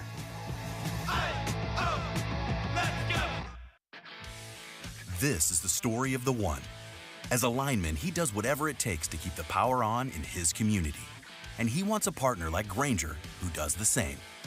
Grainger offers the professional-grade products he needs, from voltage detectors to harnesses to hard hats, plus fast, dependable delivery, so he can rise to every challenge. Call 1-800-GRAINGER, click Grainger.com, or just stop by. Grainger, for the ones who get it done. You are listening to Midday. I'm Maria Shilaos. The National Guard is back out in Washington today, making their way around the National Mall. President Trump says he wants Congress to act and to make the federalization of local police more permanent. The Trump administration claims it's because of a major uptick in crime, but the recent data points out that crime has been going down in Washington. The Deseret News' Cami Mondo is in Washington, D.C. and covers the federal government. She joins me now live to talk more about this. So, Cami, first of all, describe what have you seen with these troops? Are they out and about? Yeah, so as we've seen an uptick of more soldiers coming into the city over the last few days. It started off with just a few in, their Army military uniforms walking around. But we actually have seen some tanks in some areas. You see some along the National Mall or even toward the train station that's here in D.C. And so you are seeing them in different areas. It doesn't seem to be uniform just yet, but, they're still making their way to the district. Okay, tanks. Now, that's not something I expect. What does that feel like when you're walking down the street and you're seeing tanks in Washington, D.C.? Right. It definitely feels very weird. A lot of them are kind of rolling around. It feels like a kind of not the, mood you usually see in D.C. You usually see just tourists walking around. You see a lot of children who are here maybe on school trips. And so seeing tanks on some of, these normal tourist attraction places, it kind of feels a little bit weird. It kind of feels like you would expect a lot more violence while they're sitting there, but you're not seeing that. It kind of just feels like you're seeing a lot of them stand there and giving off this level of authority that doesn't quite match what you're seeing in broad daylight. So is there any indication of what these National Guard troops are doing right now? It seems like they're trying to crack down on maybe some traffic stops or even some undocumented immigrants that might be in the city. The White House has been giving updates every day about, who's being arrested. They said they have about 100 people who have been arrested over the last 2 days. I haven't quite seen, what the crimes were committed. You are seeing that, had Immigration and Customs Enforcement who are actually working with local police officers right now. So there could be some of that immigration crackdown as well, but we haven't really seen what those crimes or what people have been charged with. Right. Talk about the homeless for a minute. A lot of the conversation originally was about clearing out homeless encampments. First, describe, were there a ton of these, and are you seeing them clear out the homeless encampments? Right. Depending on where you go in D.C., sometimes you do see, congregate in public parks. Sometimes you see a bunch of tents in certain areas or even just along the highways. That's usually where I see them. But I have seen videos of, them clearing out some of these by just taking away those belongings. What they've said with these homeless people who are living in these encampments, they say they want to clear them out, but it's not really clear where they're going to take them. There are concerns from some of the homeless shelters in the city that there's not enough room for all of these people. But the Trump administration has said that those who don't want to go to shelters or found on the streets could be arrested. So it's really not clear what they're going to be doing with that and just the sheer number of homeless people they may encounter. I am wondering about Utah's congressional delegation. Have you had a chance to talk to any of them or hear from any of them about how they feel about this? I had heard from Senator John Curtis, who had told me earlier this week, that he's seen an uptick in crime, and so he is supportive of wanting to crack down and making the city safer. Senator Mike Lee is the one who has been the most vocal about it. He's been pushing, to take federal control of D.C. for years, not just the law enforcement aspect, but he's been wanting to take over, the city's operations completely and put it under congressional jurisdiction. So he's been very vocal online in the last few days, and he's very supportive of what's going on. Okay, you were out and about on the streets. What about opposition from citizens in Washington, D.C.? Pushback or protest? What have you seen or heard? Absolutely. So, the last night that we saw a big protest happen in one of these local neighborhoods where these law enforcement officers were doing traffic stops. And so you actually had a lot of people who, were yelling at these officers, calling them fascists on the street. You had others who were trying to direct cars away from where the law enforcement officers were.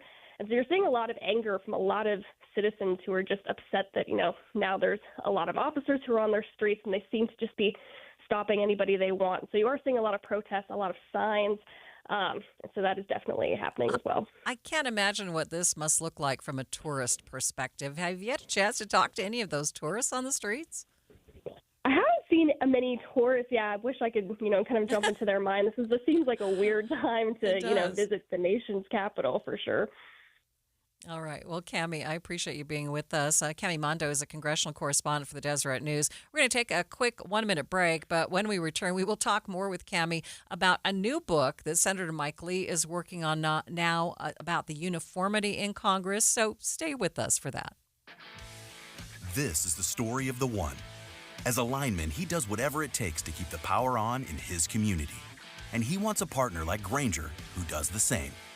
Grainger offers the professional-grade products he needs, from voltage detectors to harnesses to hard hats, plus fast, dependable delivery, so he can rise to every challenge.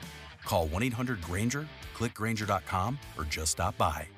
Grainger, for the ones who get it done.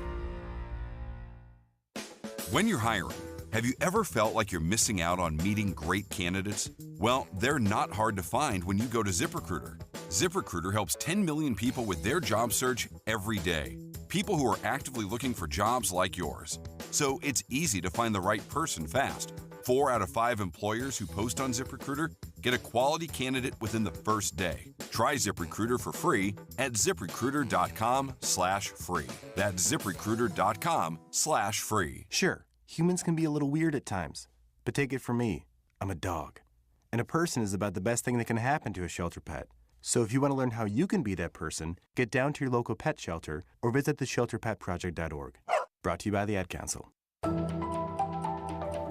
Utah Senator Mike Lee writing a new book against uniformity in Congress. He's often railed against what he claims is the uniparty, referring to times when Republicans and Democrats come together to pass legislation without much public input or vetting. Deseret News' Cami Mondo has been tracking this development. She joins me again this segment to talk about it. So, Cami, we often hear Americans complain about a lack of bipartisanship in Congress, but it almost sounds like this is kind of the opposite of what we're hearing from Senator Lee. What is happening here? Right. And this term, uniparty, Mike Lee likes to bring it up a lot, whether it's on his Twitter or even just in person. But he kind of has this argument that leaders in both parties are not actually that far apart on wanting control. And he claims that, sometimes Republicans and Democrats will meet behind closed doors to pass legislation that he says actually works against what the will of the people is. And so it seems like this book, it's titled The Uniparty. It's going to be coming out next year. But it seems like this is going to be him explaining why he has opposition to this and what the problem is. Has he ever given any examples of where this has been a real concern? He normally brings it up, especially when it comes to spending bills. A lot of times, especially in recent years, you come to a deadline of either funding the government or even foreign aid. He brings it up then as well, where, there seems not to be any agreement at all. And then all of a sudden you have top leaders in both parties meet behind closed doors hours before the deadline sometimes, and they come out with a deal, and then hardly anyone has time to read it, and then they pass it. And he kind of argues that this is them using this power of like deadlines and stress and, just passing something that not a lot of people get to look at or really vet. Right. You mentioned that he's talked about this a lot before. So why write a book about it?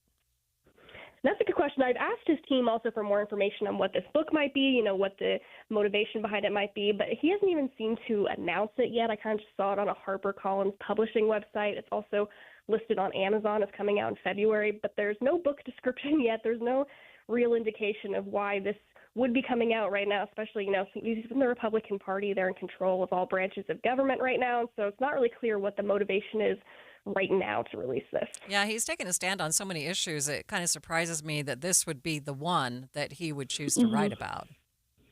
Right, especially, he even complains lately that, this uniparty kind of gives Democrats more victories than they should. He's complained that, having a trifecta in Congress and White House, Republicans should have more victories at this point. Maybe we'll see some of that in this book. But yeah, it's kind of an interesting issue that he's choosing to focus on. Okay, you mentioned that it's on like Amazon and stuff, that it's coming out soon. Any indication as to when it might come out?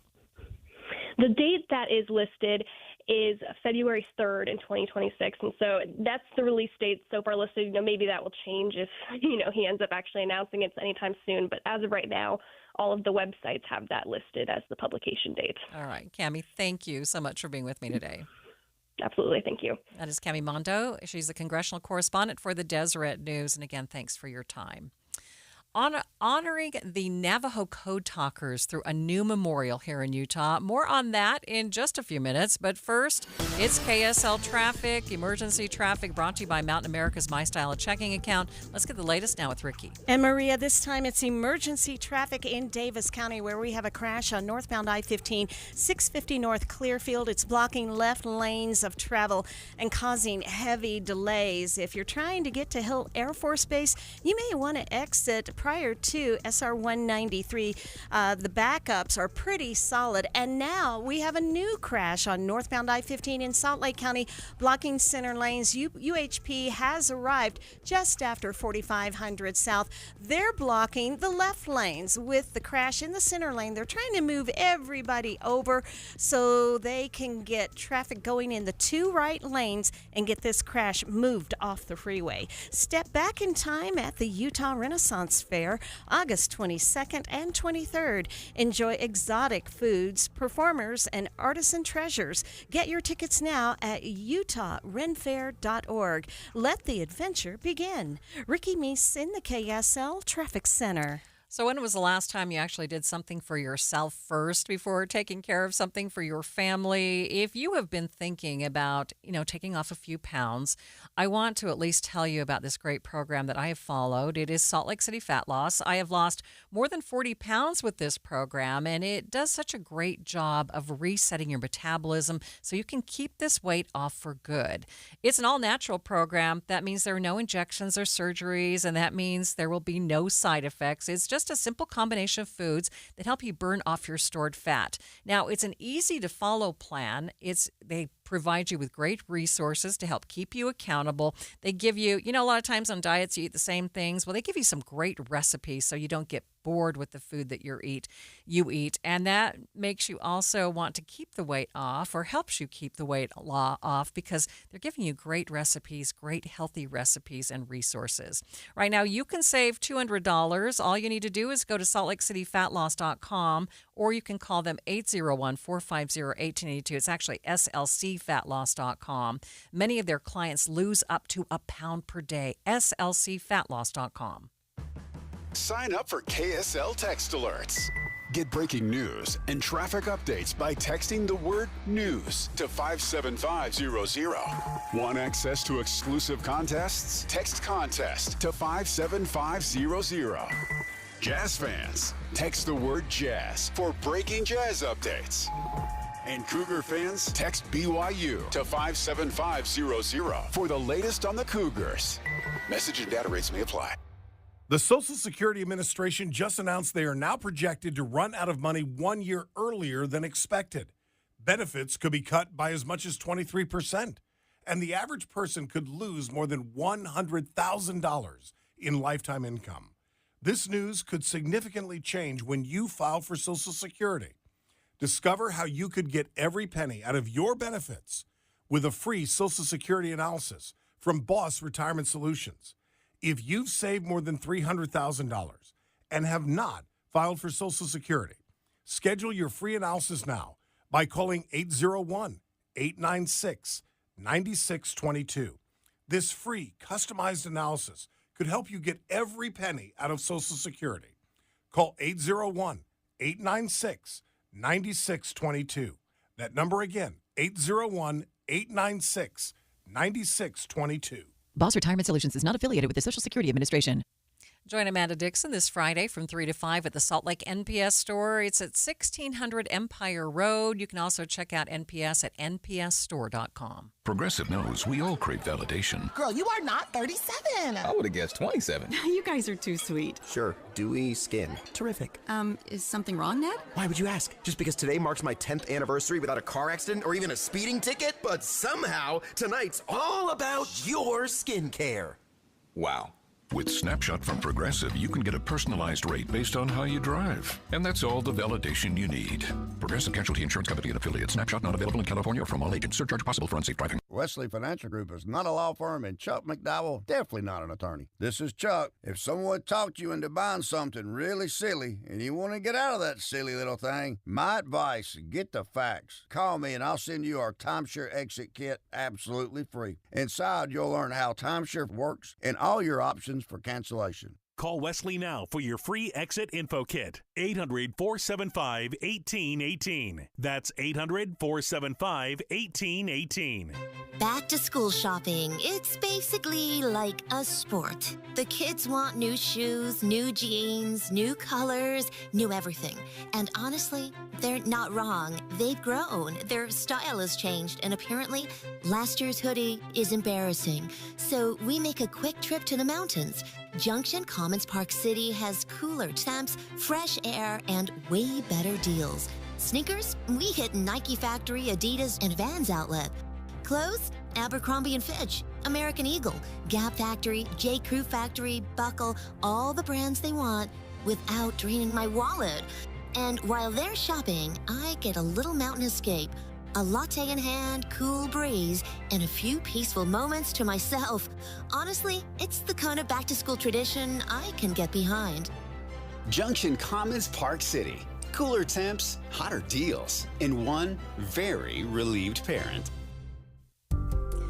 This is Midday. I'm Maria Shilaos. A new monument unveiled today in West Valley City to honor the Navajo Code Talkers, a group of several hundred Navajo service members who helped transmit sensitive material and information during World War II. The Code Talkers played pivotal roles in key battles around the Pacific. Their language complex enough so that America's enemies couldn't decipher it. Code Talker Thomas Begay explaining a bit about their unique training. The radio, they call it TBX, which you use Morse code and also voice. So we learned that to operate. And during the training, we go out on the hill and transmit dummy messages. They gave us messages to send over the other side of the hill, over here. And then we went out in the field. Out in the woods, they're kind of small trees out there. They have tree frogs when it rains, so they come out and jump off these little trees, you know. And a lot of rocks out there in the wilderness of Camp Pendleton where they train you. Today is actually National Code Talkers Day. Here in Utah, a new monument dedicated to their efforts and sacrifice. I spoke with West Valley City Council member Will Whetstone about the new statue. Today we unveiled a couple of monuments, one being a monument recognizing the Code Talkers' contribution to World War II.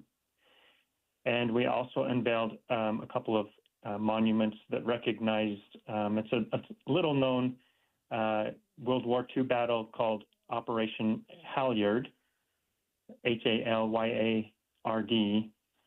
which was a rescue mission that occurred in World War II and rescued over 500 individuals. And so, yeah, we added to our already beautiful Utah Veterans Memorial, a couple of additional statues that recognize these World War II contributions to the war. Describe for us why this has been important to West Valley City and the significance of this in your city. Well, I think it's significant because it's not just a park or another structure in the city. This is a monument for all of Utah. We call it the Utah Veterans Memorial and not the West Valley City Memorial. This is a memorial where all Utahns can come. They can find a name on the wall that we have of a veteran who perished in combat all the way from World War I to current day conflicts. We have over 2,800 names on this wall to recognize those who gave the ultimate sacrifice. And then also we have this new phase 2 that recognizes critical events that took place in World War II. And it's just a unique and sombering place to visit, and I hope all Utahns will take the time to visit and recognize the importance of it. What do these two statues that you unveiled today look like? Well, the Code Talker statue shows two Navajo Code Talkers in battle. And one is radioing in using the Code Talker language, and then one is fighting off in battle. And then the Halyard, Operation Halyard, just shows the landing on D-Day. There's a portrayal of that. And then also the airplanes that went in during Operation Halyard, it shows them coming in and rescuing these over 500 service members that were rescued. I understand that today is also National Navajo Code Talkers Day. Did that play into why you unveiled these on this day? It absolutely did. And we had Navajo, they had a Navajo prayer and dancers, and the national anthem was sung in the Navajo language. And it really was a beautiful tribute to those that contributed so significantly to World War II. Any final thoughts for us before I let you go?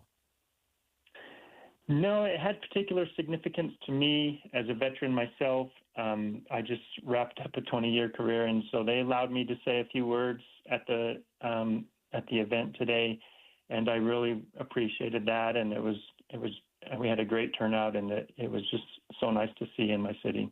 Well, share with us what your words were. So I spoke about Mayor Ron Bigelow, who initially had this vision for a Utah Veterans Memorial over 5 years ago, and Phase 1 was dedicated at the end of 2021, and we wouldn't have this Phase 2 without former Mayor Bigelow's vision. And so I thanked him, I thanked city staff, and then I also recognized the Code Talkers and Operation Halyard in my speech, and it was certainly memorable for me because of those things. The statue is located at the Utah Veterans Memorial, a space for reflection and memories of those who served our country. In the next hour of Midday, we'll get an update on the trails affected by the Willard Peak Fire. You'll want to stay with us.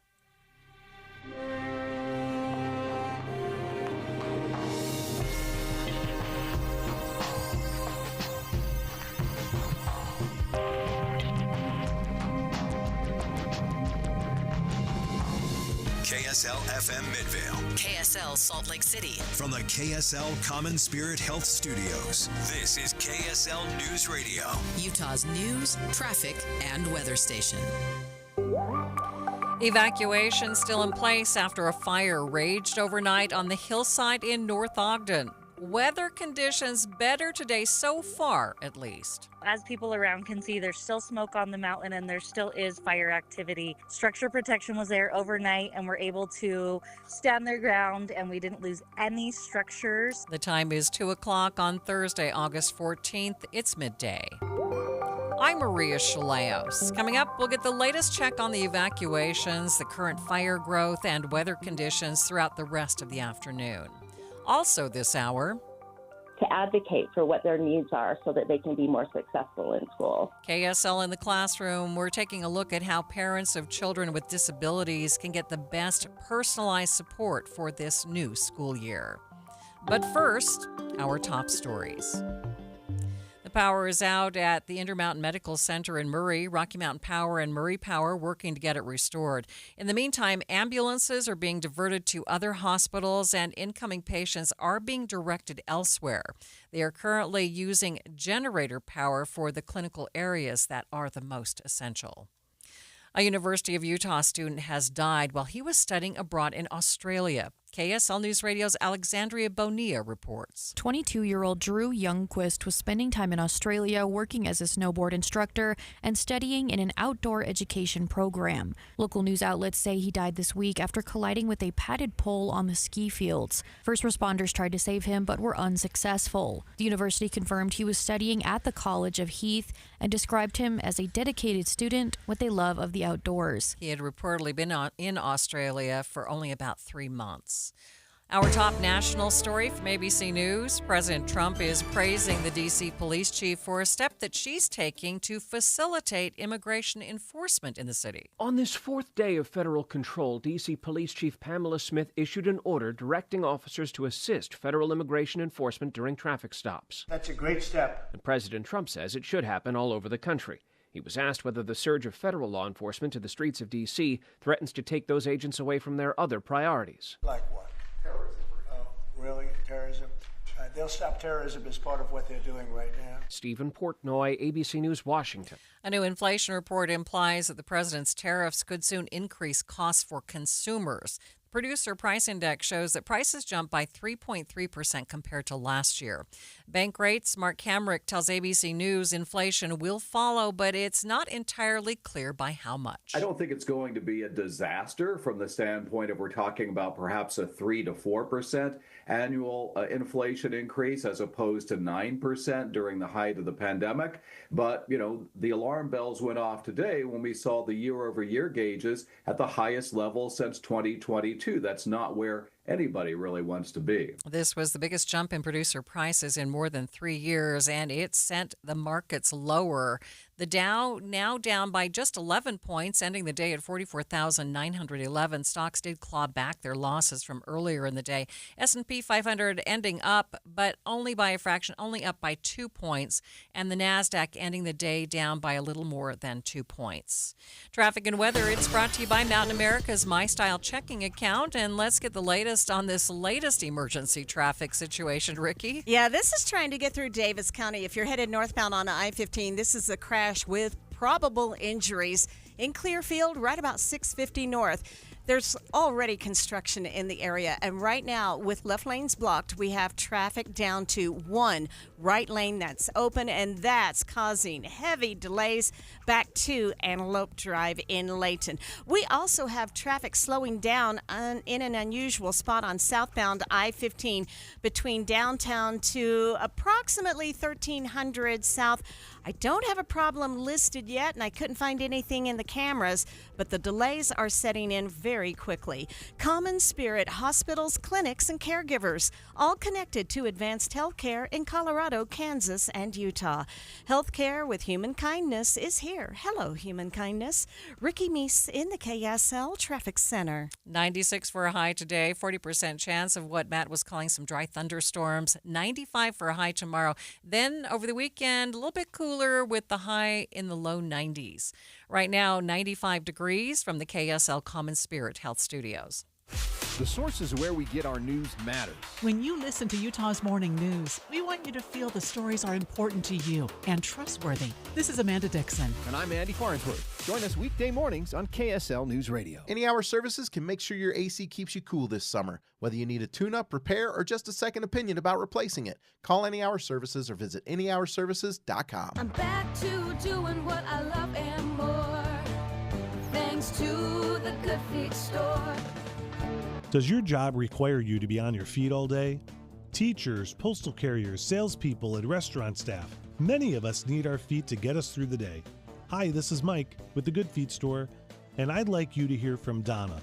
She's a nurse and a real customer of the Good Feet store who wanted to share her story. Oh, I have to tell you, I have struggled with pain in my feet. I was diagnosed with plantar fasciitis. With the 3-step program, it really fits to your lifestyle. I work in a hospital. I'm a registered nurse, so being on my feet, walking throughout the hospital during the day, I am free from any type of pain. And after working a 12-hour shift, I go home and my feet do not hurt. Whether you're a nurse or anyone wanting to enjoy work without your feet getting in the way, come see us at the Good Feet store. Thanks to the Good Feet store. Schedule your free test walk at goodfeet.com. Thanks for tuning into Midday. I'm Maria Shilaos. Utah Fire Watch. We continue to track the Willard Peak fire burning above North Ogden. From a distance, it looks like the smoke is gone and the flames have subsided, but the threat isn't over just yet. KSL News Radio's Eric Cabrera is live near the scene. And Eric, what's the situation looking like today? Maria, right now the fire is still mapped at about 754 acres with 0% containment still. And more state, local, and federal crews are here today trying to protect those lines closest to the neighborhoods. Also on my way in, I saw barricades blocking off certain streets with big flashing signs telling people to stay out of evacuated areas. And above it all, choppers are flying overhead with buckets of water to drop. Okay, we heard last night that the fire came dangerously close to homes. Were crews able to stop it in time? They were. I asked Sierra Hellstrom with the Northern Utah Incident Management Team to walk us through what happened overnight and where things stand with evacuations. As people around can see, there's still smoke on the mountain and there still is fire activity. The fire was pretty highly active overnight and did make a push towards the homes. Structure protection was there overnight and we're able to stand their ground and we didn't lose any structures. We will continue to evaluate now that we're getting crews on the ground today.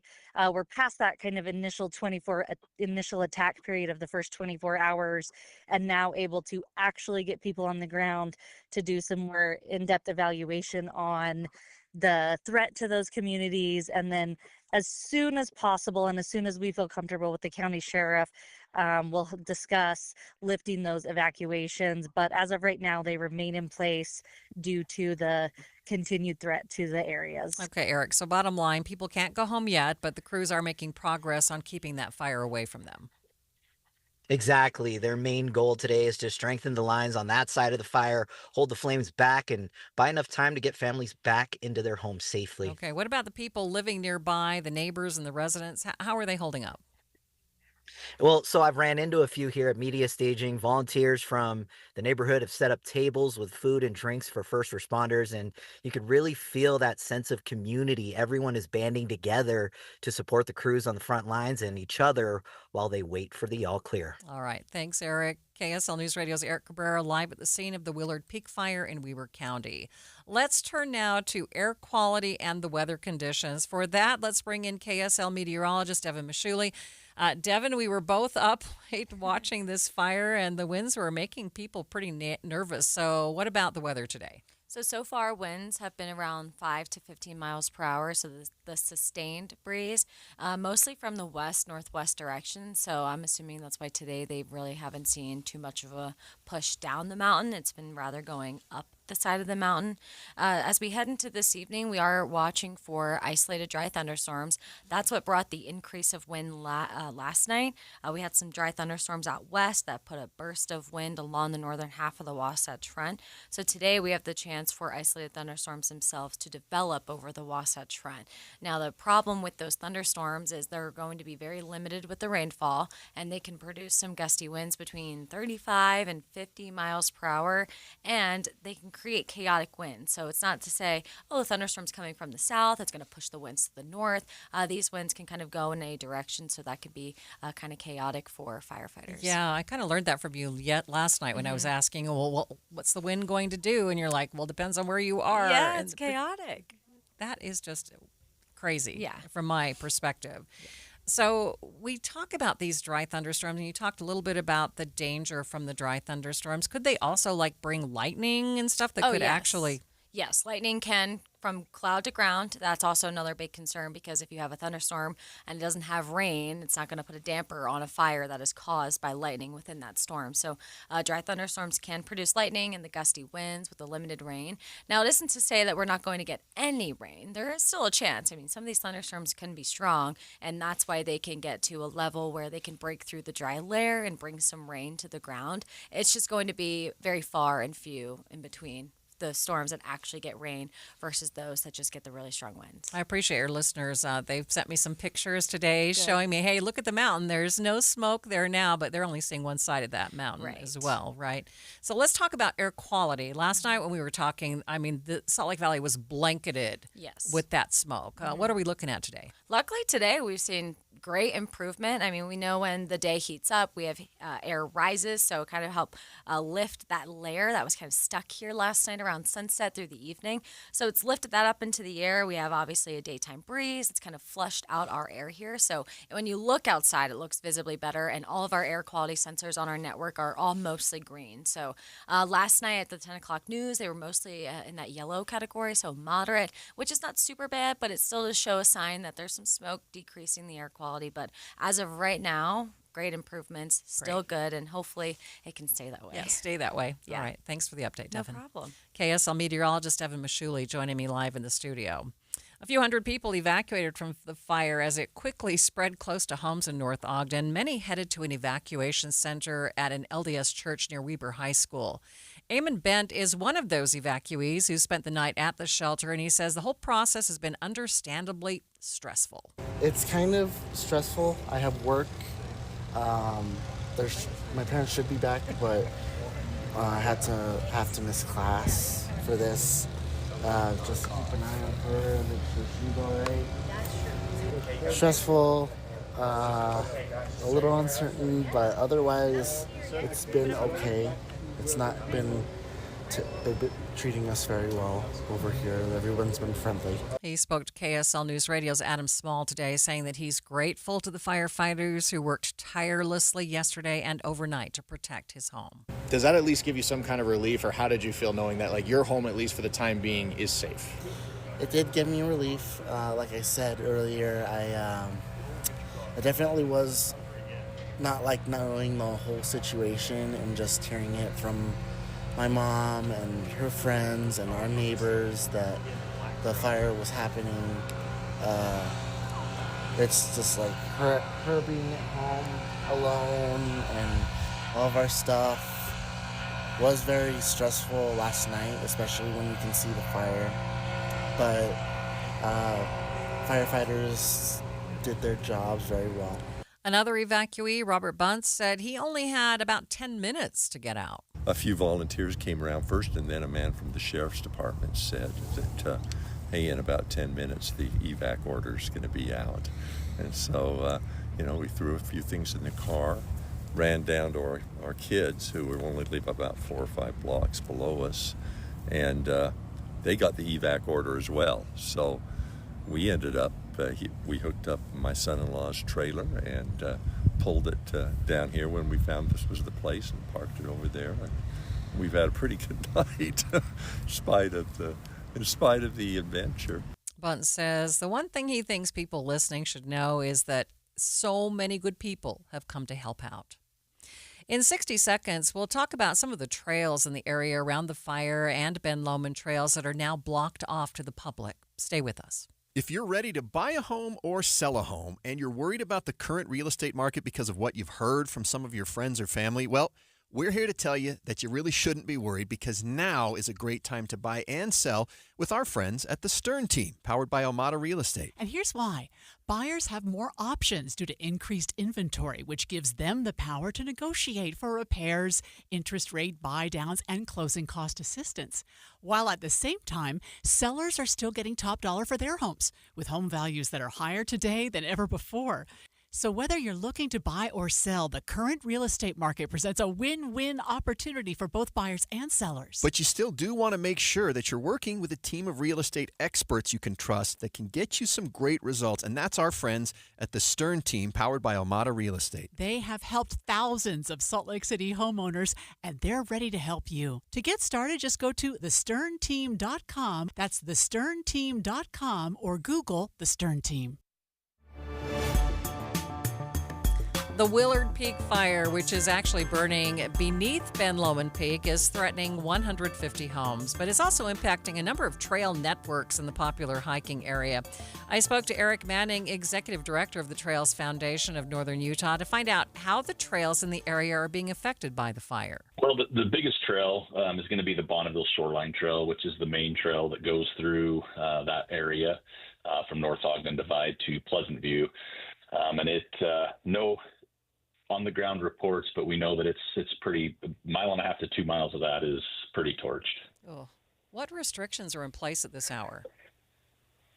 Right now, they're trying to keep people just away from the scene. I know they've got some red tape up at trailheads just to make sure people don't even try to get close to the area. Reports that North Ogden Divide accessing Ben Lomond Trail, which is much higher up, is also taped off, so people can't get above the fire in case it does hop the rocks. Yeah, describe for us what this landscape is like. Is it pretty rocky or full of vegetation? Well, the part that is burning is very dry. It's a lot of scrub oak and grass. There's definitely a few trees mixed in that, and that kind of spreads right along the Bonneville Shoreline Trail itself. Above that, fortunately, there is a big rock outcropping to where hopefully that contains the fire to just not jump that to get higher. But it's just a very dry, scrub oak grass area all through there between the homes and the mountaintop.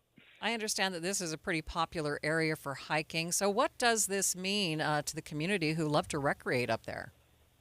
Well, we'll have to wait and see what happens when all's said and done. The fire gets put out by the crews up there, but we'll go up there and assess that. My organization built that trail in about 2014, 2015.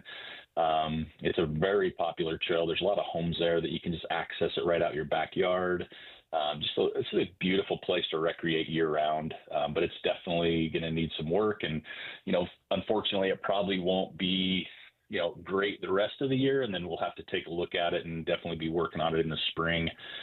With the snowpack, it's going to do a lot more damage for runoff once the spring hits, because there's just not a lot of vegetation stuff to hold up that runoff. Yeah, I'm afraid to ask, but what does it take to rebuild a trail like that? Oh, that's a good question.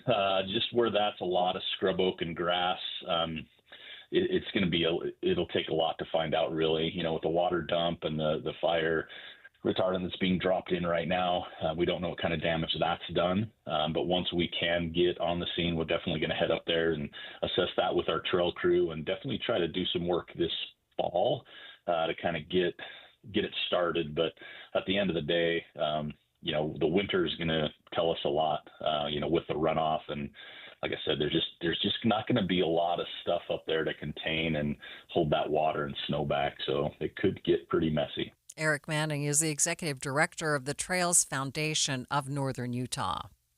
Texas Democratic representatives could be headed back to the Lone Star State. More on that in just a minute. But first, KSL Traffic. It's emergency traffic brought to you by Mountain America's My Style checking account. Ricky? Northbound I-15 in Davis County. The delays will start right about Hillfield Road in Layton. It's all due to a crash in Clearfield at 650 North. That's still blocking left lanes of traffic.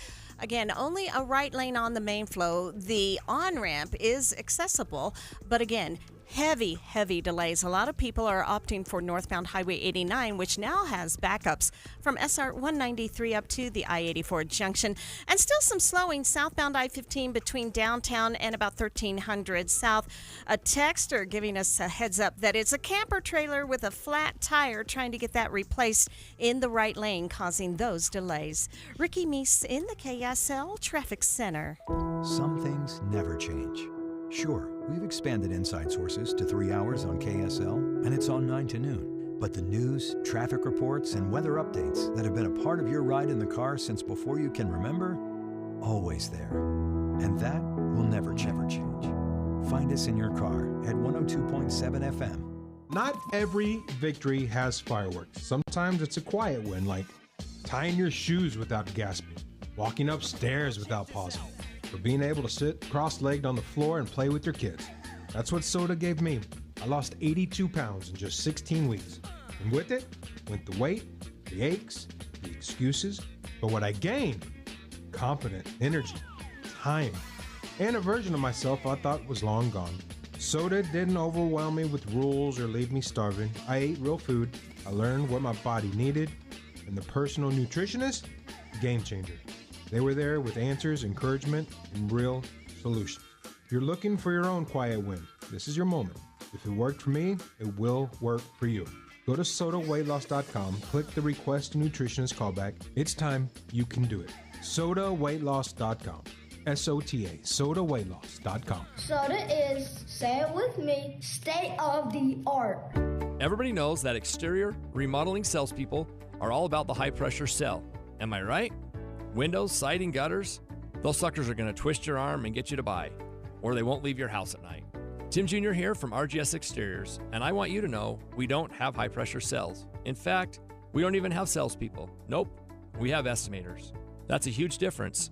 Estimators are trained to look at the entire scope of the project, to see and know if there are any problems, like rotten wood, wood-borne insects, or construction issues specific to your house or your neighbors. Salespeople are more concerned about playing those silly price games. Buy one, get one free, sign today and get 40% off, as if they didn't just jack the price up to give you a fake discount. RGS Exteriors estimators are going to give you a great quote. No games, no tricks, no nonsense. Call RGS Exteriors to quote your exterior project. Our number is 801-280-3110 or visit us at rgsutah.com. That's rgsutah.com. This is the story of the one. As a safety manager at a manufacturing plant, he does everything he can to keep his coworkers safe. From finding ways to reduce risks to keeping safety supplies in stock.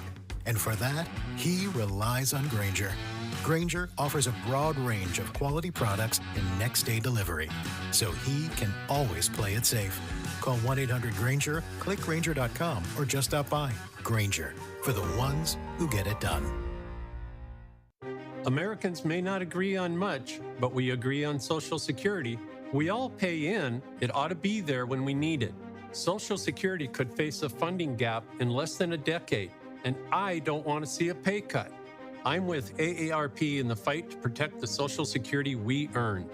Pledge to protect Social Security at aarp.org/weearnedit. That's aarp.org/weearnedit.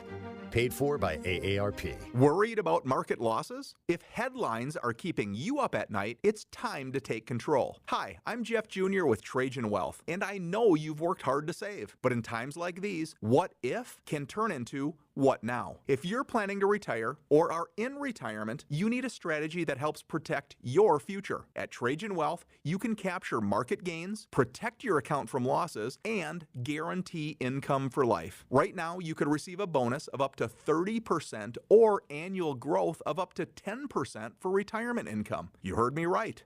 An upfront bonus of up to 30% or annual growth of up to 10%, all guaranteed to boost your lifetime income in retirement. Don't leave your future to chance. Plan with confidence. Call Trajan today at 801-899-7600. That's 801-899-7600. Annuity guarantees are based on the claims paying ability of the issuing insurance company, DBA, in most states as Trajan Wealth Insurance Solutions. You are listening to Midday. I'm Maria Shilaos. We are streaming on the KSL News Radio app, sponsored by At Your Service Pros. Democratic lawmakers in Texas have been AWOL the past couple of weeks, refusing to vote on new congressional district maps that favor Republicans.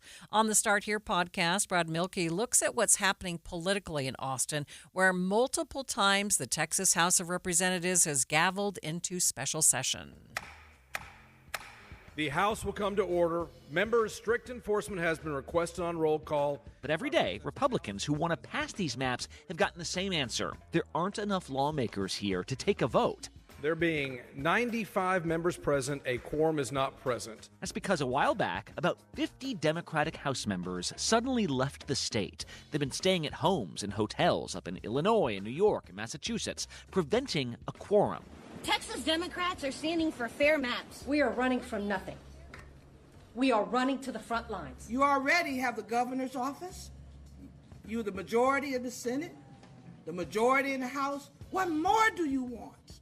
The thing is, you could theoretically wait out this entire session and prevent a vote from ever taking place. That's certainly what Democrats would like. After all, this proposed map has been explicitly drawn to guarantee more Republican seats in Congress next year. But even if you wait out these 30 days, Texas Governor Greg Abbott could still call another 30-day session, and another, and another. And that is exactly what he says he'll do. That doesn't even begin to cover the fines and legal challenges facing these House representatives who are commanded by state law to be present. Well, in a few days, that 30-day session is coming to a close. Time is almost up. And now, sources are telling ABC News that these Democrats could soon be making their way back to the state. But even if this session ends without a vote, is that a win? Or is this all just an artful way of ending a stalemate? This morning, we are joined by one of the House members that is still on the lam. Texas State Representative Linda Garcia is with us. She represents East Dallas. Representative Garcia, can I ask, where are you right now? Somewhere in Illinois. Somewhere in Illinois. That's what you'll give us. Yeah. Yeah. What has it been like over the last couple weeks? The best way I can describe it is that I am traveling light years while everyone is on in another time zone. We're definitely moving at the speed of light, for sure. And so why have you left the state? Like, what have you been trying to accomplish with this? Yeah, I mean, we are receiving orders from Trump to give him 5 congressional seats. And so while this is absolutely about redistricting and gerrymandering, we also have to understand the impact that this is going to have across the United States. And we want folks to understand what the impact of gerrymandering is. We want folks to understand that this redistricting is illegal, that it is unconstitutional in the state of Texas. And we're not just going to bend the knee to Trump. We want to make that really clear and educate people on what is taking place in Texas, because at the end of the day, it's not only going to affect Texas, it's going to affect the entire country.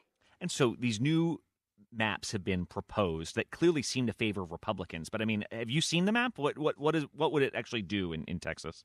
We've looked at the new maps, and basically the congressional district that I am in is going to get parsed out 7 ways. And there's going to be people within Dallas County that are going to be voting like people that live close to Oklahoma.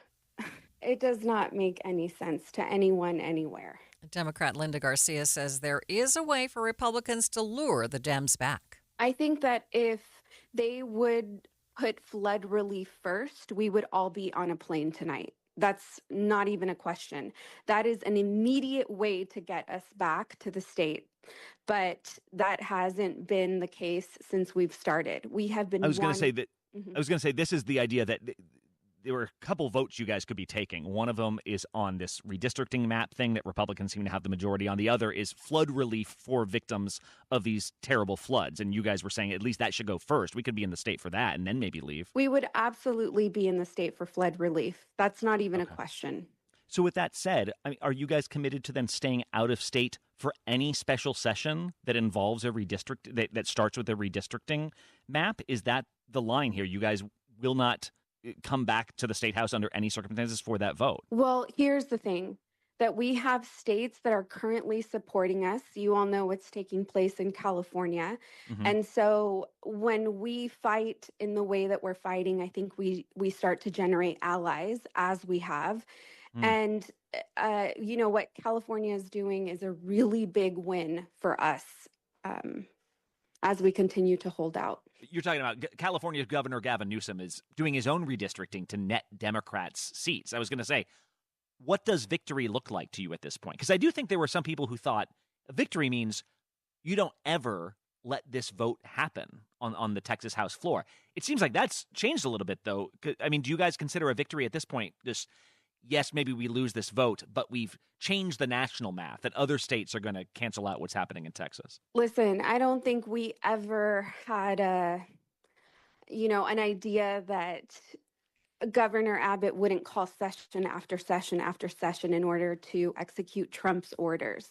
I think it's really clear to us who he's putting first. He's not putting Texans first. He's putting Trump's desires first. So for us, it was truly to stand up for democracy as much as we could and to generate allies and to hopefully create some change across the country, even if it meant defeat in Texas. But Garcia tells ABC's Brad Mielke a Democratic vote isn't needed to provide flood relief. She says Governor Abbott could provide that relief through executive order. It's 2:30, midday at KSL News Radio. I'm Maria Shilaos. Some of the stories we are watching this hour. Advocates for support in the classroom, how parents can help their children with disabilities have a successful school year. Insuring your teenage driver, is it legally required? And KSL traffic, Ricky. It's emergency traffic on northbound I-15 in Davis County with slow and go and stop and go speeds from Layton Hills Mall up to where we had a crash at 650 North Clearfield. Maria? But first, KSL's top local story. A jury has found Nicholas Rossi guilty in the Salt Lake trial that has been 17 years in the making. It took the jury nearly 8 hours of deliberation before they came to the conclusion, guilty.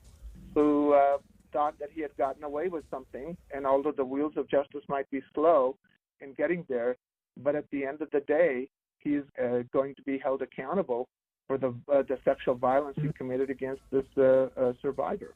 District Attorney Sim Gill says this is really a story of justice and bravery for the victim in this case. Back in 2008, Rossi allegedly raped a woman who he had been engaged to when she tried to break the relationship off. It was during that same year he was accused of raping another woman in Utah County. He will face sentencing October 20th, where he could be in prison from 5 years to life. He will also go to court next month for the alleged rape of the Utah County woman. Brianna Willis, KSL News Radio. We are learning the judge for Ralph Menzies has denied his attorney's latest request for a new mental competency evaluation. Menzies is also in the middle of a commutation hearing, trying to have his sentence changed from the death penalty to life in prison. If the sentence is not commuted, he will face the firing squad on September 5th. Riverton police say an e-motorcycle rider died this morning after being hit by an SUV that ran a red light. KSL News Radio's Randall Jepson has more. Police say the e-motorcycle rider was riding across a crosswalk at 1300 West, 126 South when a white SUV ran a red light. Investigators say the SUV was going fast and the rider ended up 186 feet away from the impact. The e-motorcycle rider has been identified as 21-year-old Owen Thompson. Police say they have seen more accidents involving e-bikes, e-motorcycles, and even golf carts on the roads. Other national stories KSL is following this hour. Florida Governor Ron DeSantis says they are building another immigration detention facility in the state, this time at the site of an older prison, which DeSantis says can hold 1,300 more detainees. We are authorizing and will be soon opening this new illegal immigration detention, processing, and deportation facility here in North Florida. We are calling this the Deportation Depot. The announcement comes as reports are coming out that the detainees at the so-called Alligator Alcatraz are facing harsh conditions and malnourishment. Taking a look at your money at this moment, it was a rough day for the markets after that inflation report came out, but they clawed back some of their earlier losses. The Dow ending the day down by 11 points, sitting at 44,911. S&P ended up 2 points, and the NASDAQ ended down 2 points. Traffic and weather brought to you by Mountain America's MyStyle checking account. Let's get the latest on emergency traffic with Ricky Meese. Good news, bad news. The good news is the crash that started it all, northbound I-15 at 650 North in Clearfield. It had been blocking all but a right lane, has been moved out of traffic over to the right shoulder on the other side of those orange construction barrels. So all lanes of travel are open, but the bad news is residual delays, and these are heavy slow-and-go speeds. Back to Hillfield Road in Layton, overflow delays northbound on Highway 89 going from Antelope Drive up to I-84. Mortgage rates are going down. Take advantage. Visit loansbyrick.com at Vintage Lending. Loansbyrick.com. NMLS 241179, Equal Opportunity Lender. Ricky Meese in the KSL Traffic Center. More clouds now downtown with some showers reported in the vicinity. 40% chance of showers this afternoon, mainly dry thunderstorms, however. The high 96 degrees. By the weekend, the highs in the low 90s and still that chance of lingering showers. 93 degrees at the KSL Common Spirit Health Studios. Mornings are for recharging. And they're for starting your day right. We volunteer to join you in the car. Get news and weather at 102.7 FM during the most important part of your day. Andy and Amanda, each morning between 5 and 9 on KSL News Radio.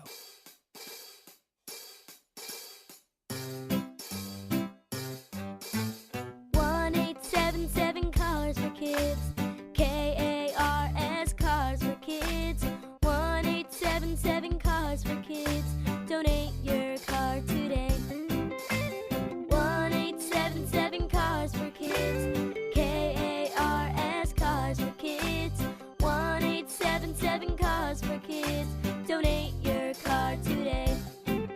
Donate your car today at carsforkids.org. That's cars with a K. Your car, running or not, can be picked up as soon as the next day. You'll get a maximum tax deduction and a vacation voucher. 1877 Cars for Kids. KARS Cars for Kids. 1877 Cars for Kids. Donate your car today. Now accepting donations of land, homes, buildings, or any kind of real estate. This is the story of the one. As a lineman, he does whatever it takes to keep the power on in his community. And he wants a partner like Grainger who does the same. Grainger offers the professional-grade products he needs for From voltage detectors to harnesses to hard hats, plus fast, dependable delivery. So he can rise to every challenge. Call 1-800-GRANGER, click Grainger.com, or just stop by. Grainger, for the ones who get it done. Coverage varies by plan. View contracts and exclusions at EnduranceWarranty.com. If you have a 2004 or newer vehicle that's out of warranty or about to be, Endurance is urgently notifying U.S. drivers about their low-cost vehicle coverage plan designed to save drivers thousands on rising vehicle repair costs. Those who qualify can pick their plan, coverage, and repair shop. Roadside service, towing, and rental cars included. All covered repairs get paid directly to the repair shop for you. Call now for your free quote. Call 800-298-7906. 800-298-7906. You are listening to Midday. I'm Maria Shilaos. KSL in the classroom. We are continuing our special coverage on KSL News Radio. As kids head back to school, it has some parents concerned about the challenges they'll face. For parents of children with disabilities, it can be an even stronger concern. Many schools in Utah offer special resources for children who need some extra attention or a special helping hand. On Inside Sources this morning, they took a look at the challenges and resources available for kids with autism. Tanya Semerad is an autism specialist with the Utah State Board of Education, and she tells Greg Skordas and Holly Richardson that there are unique challenges for students with autism. Well, obviously, exciting time of year, right, for students and teachers, but can be overwhelming as well. And I'm just going to speak in some generalities, right, because one person with autism, one person with autism. We want to be careful about not saying it's the same experience for everybody that's on that spectrum. But in general, change can be pretty overwhelming for the autism population. They tend to be just much more comfortable with rituals and familiarity and the environments around them and kind of knowing what to expect. And so a new school year, a new teacher, possibly new peers, even sometimes a brand new school, if they are moving from elementary to middle school, that just alone, that change can be pretty overwhelming for them.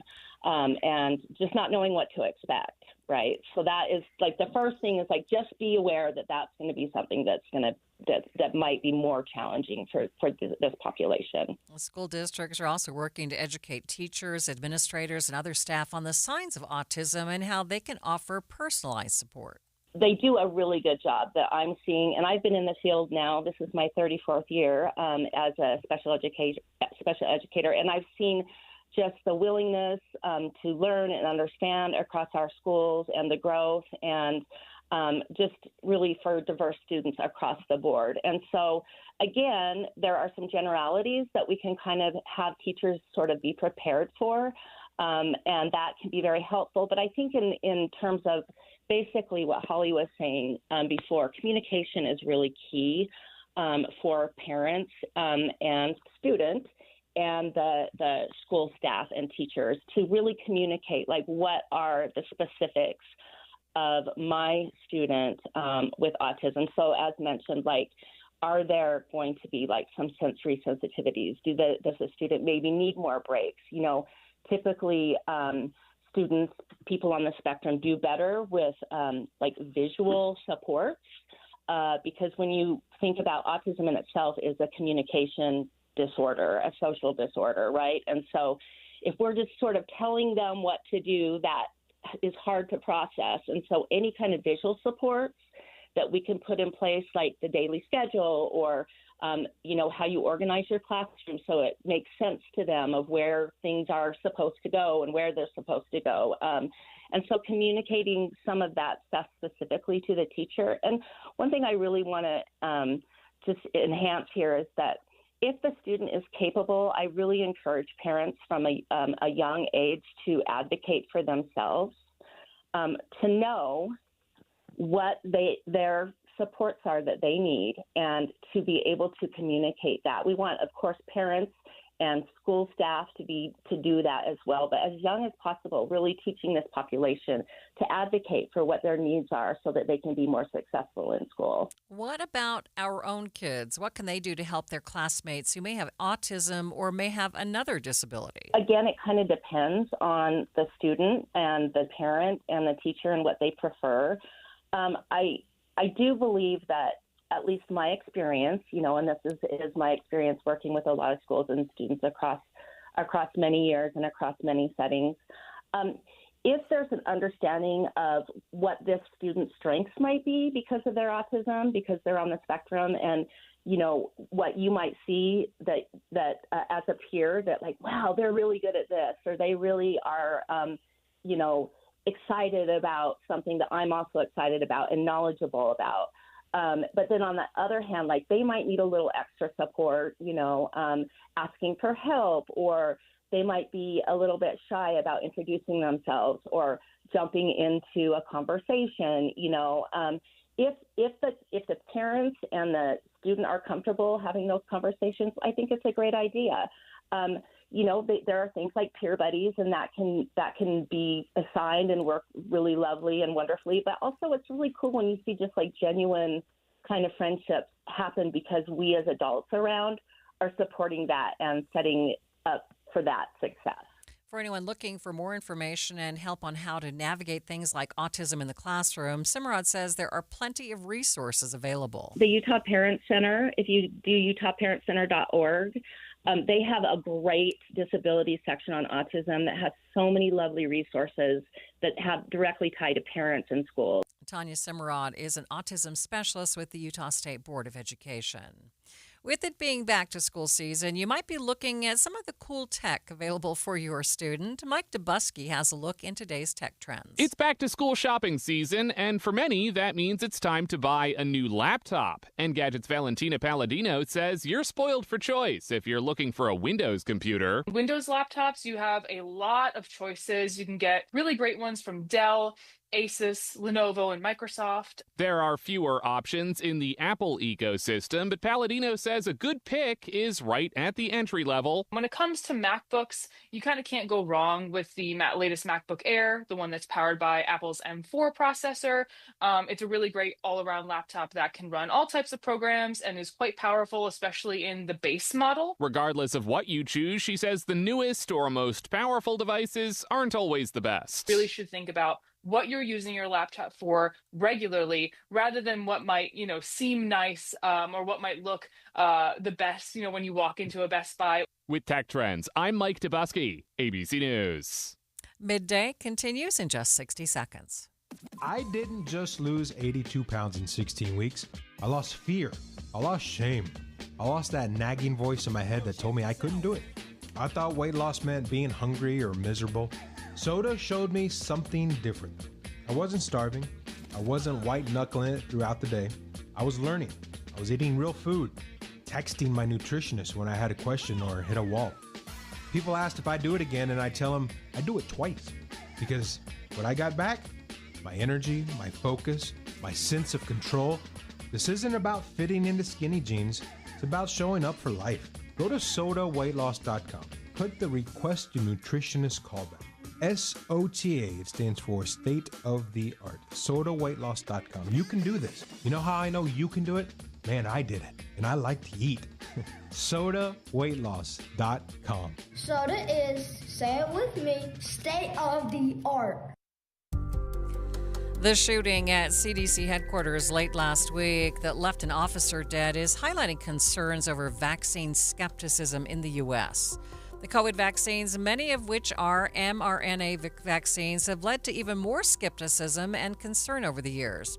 On the Start Here podcast, host Brad Milkey and ABC's Mary Kakatos examine President Trump's evolving stance toward mRNA vaccines and its potential connection to that deadly shooting. The new director of the CDC, Susan Monterez, spoke to employees on a conference call about the shooting at their headquarters earlier this week that left a police officer dead. We now know the gunman here fired more than 500 rounds, hitting 150 windows at the CDC. You are resourceful, resilient, and strong, and we will make sure you have the resources, the protection, the support you need to keep doing the work you do. Monterist told employees they would have the resources they needed to feel safe and in turn keep Americans safe from diseases. But there was no Q&A session. Employees never got the chance to voice what was on their minds. And so ABC did our own kind of Q&A with any CDC employees that we could. And over, many of them told us they were frightened. They sat at these windows all day. Some were nervous about whether the CDC has a plan going forward to protect them. But some were also angry. Frustrated, not just at this shooter who had apparently expressed distrust in COVID vaccines, but also at government leaders, including Secretary of Health and Human Services, RFK Jr., who have encouraged the spread of that distrust. HHS has determined that mRNA technology poses more risk than benefits for these respiratory viruses. In fact, recently, Secretary Kennedy announced that hundreds of millions of dollars will be cut from vaccine research, specifically for mRNA vaccines. That's why, after extensive review, BARDA has begun the process of terminating these 22 contracts, totaling just under $500 million. Remember, these are vaccines that were developed and supported under the first presidency of Donald Trump. Today, our nation has achieved a medical miracle. We have delivered a safe and effective vaccine in just 9 months. This is one of the greatest scientific accomplishments in history. Let's go to ABC's Mary Kakatos, who's been looking at kind of evolution on how this White House has seen vaccines. Mary, first off, before we go into mRNA vaccine policies, can you just remind us, what are mRNA vaccines? How are they different? So mRNA stands for messenger RNA, and these vaccines are a type of vaccine that uses a synthetic piece of mRNA to trigger an immune response. So most vaccines use a weakened or an inactivated virus to stimulate an immune response. mRNA vaccines, they teach the body how to make proteins that can trigger an immune response and fight off an infection.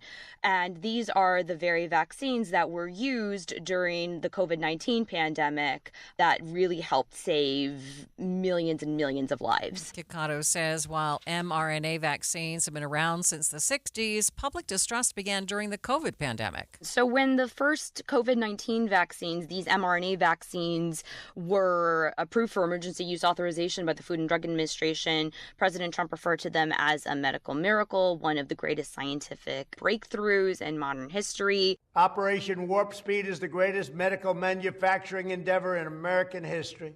We are deeply grateful to every person who has worked round the clock on this monumental national project to save lives. They were widely supported by the top public health officials in his first administration, but during his second administration, there have been a number of people who he's appointed who have been vaccine skeptics, have expressed vaccine skeptic views. At the center of that is Secretary Kennedy. He's called the mRNA vaccines one of the most dangerous vaccines ever produced. If you look at their post-licensing record, it confirms that this is the deadliest vaccine ever made. No evidence to support that.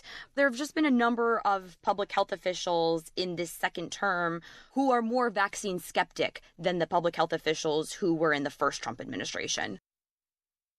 Kikato says the $500 million cut to future mRNA vaccines and research will have a big impact to public health. Public health experts have said that this could potentially affect U.S. preparedness for future pandemics. One of the things that was cut was funding to develop an mRNA vaccine that would protect against bird flu.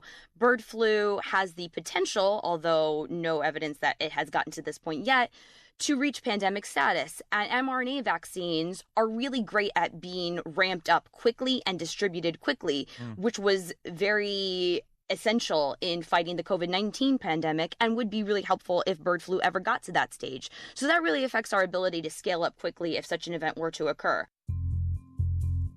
Let me be absolutely clear. HHS supports safe, effective vaccines for every American who wants them.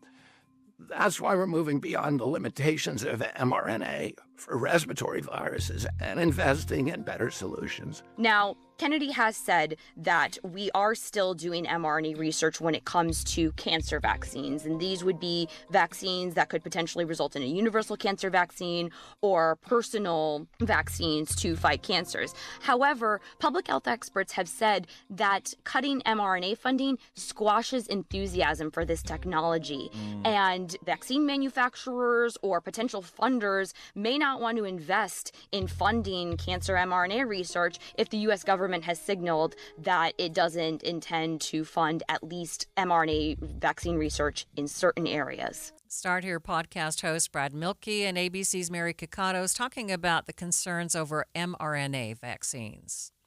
There's a rumor going around that parents don't actually have to insure their teenage drivers. Is this rumor truth or fiction? Matt Gephardt is going to have the answer for us coming up next. But first, it's KSL Traffic brought to you by Mountain America's MyStyle checking account. Ricky?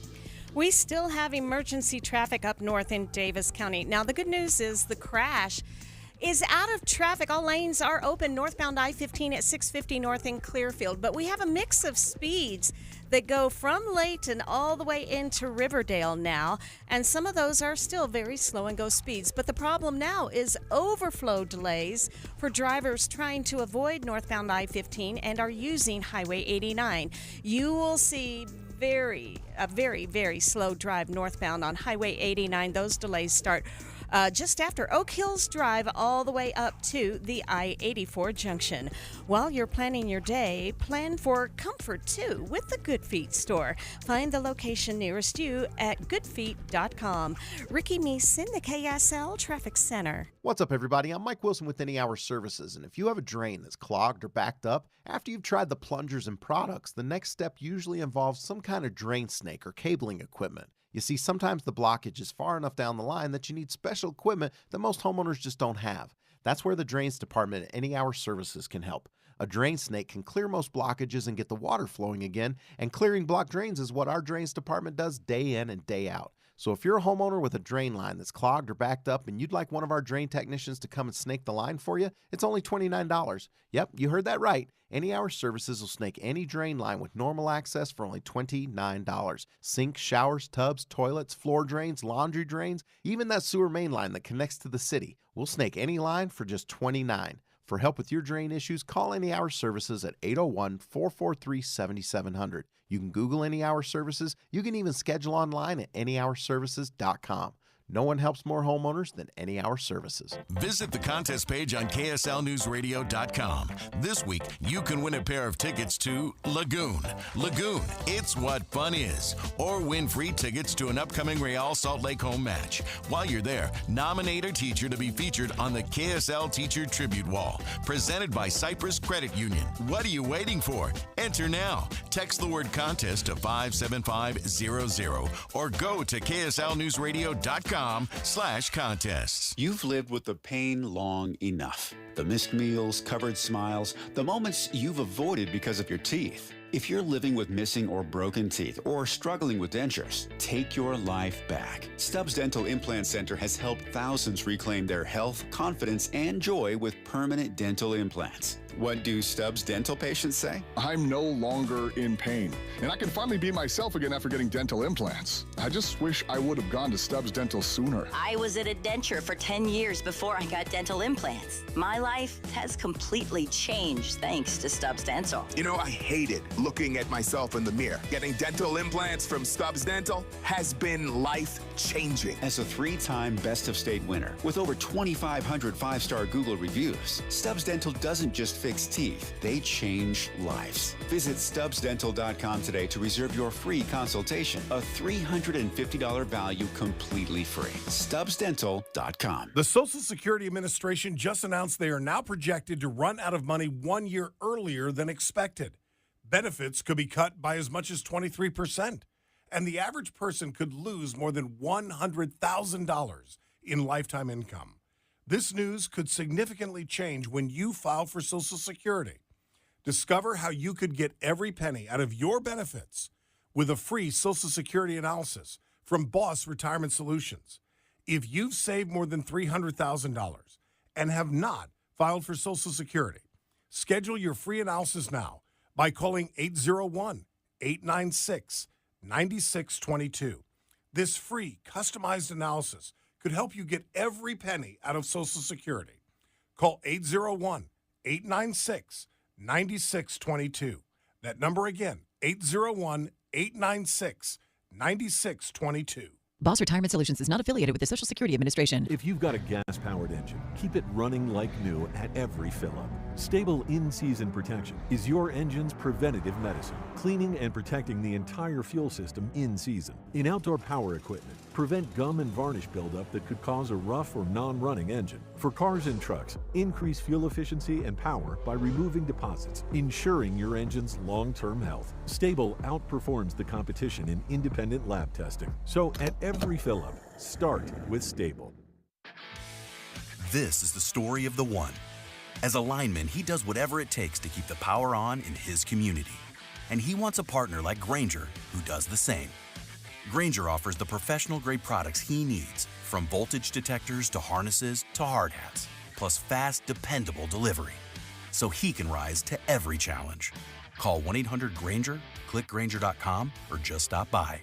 Grainger, for the ones who get it done. This is Midday. I'm Maria Shilaos. We are streaming on the KSL News Radio app. It's sponsored by At Your Service Pros. If you've had or currently have teenage drivers, you're probably familiar with just how expensive it can be to insure them. Now, it could easily add hundreds to thousands of dollars to your yearly insurance bill. Some Utah parents aren't insuring their teenagers, saying it's not actually required. KSL investigator Matt Gephardt dug into it. This is a viewer email that we received. It says they have multiple friends who are removing their children from their car insurance because it's not required in Utah. That is not true. The day your teen starts driving can be exciting and terrifying for both you and your wallet. Bankrate says that the average 16-year-old in Utah adds $5,300 to their parents' insurance in the first year. Some are trying to save by not adding teens to their policy, thinking that only the car must be insured.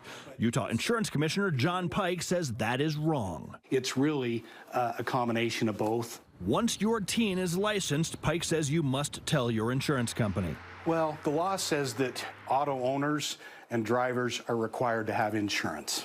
Here's the legalese. Every resident owner of a motor vehicle shall maintain owner's or operator's security in effect at any time that the motor vehicle is operated on a highway or on a quasi-public road or parking area or registered within the state.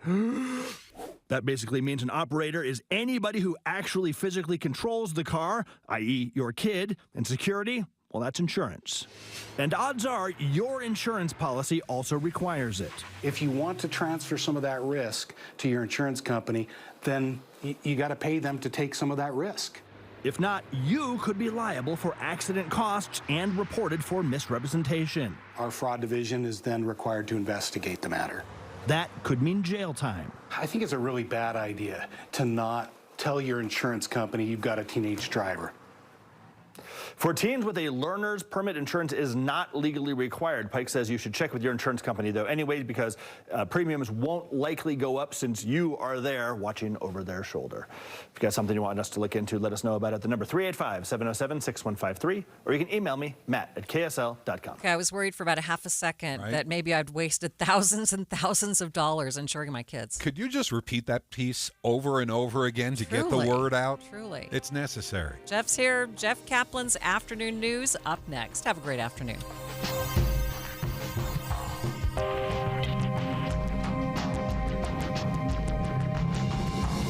KSL FM Midvale. KSL Salt Lake City. From the KSL Common Spirit Health Studios, this is KSL News Radio. Utah's news, traffic, and weather station.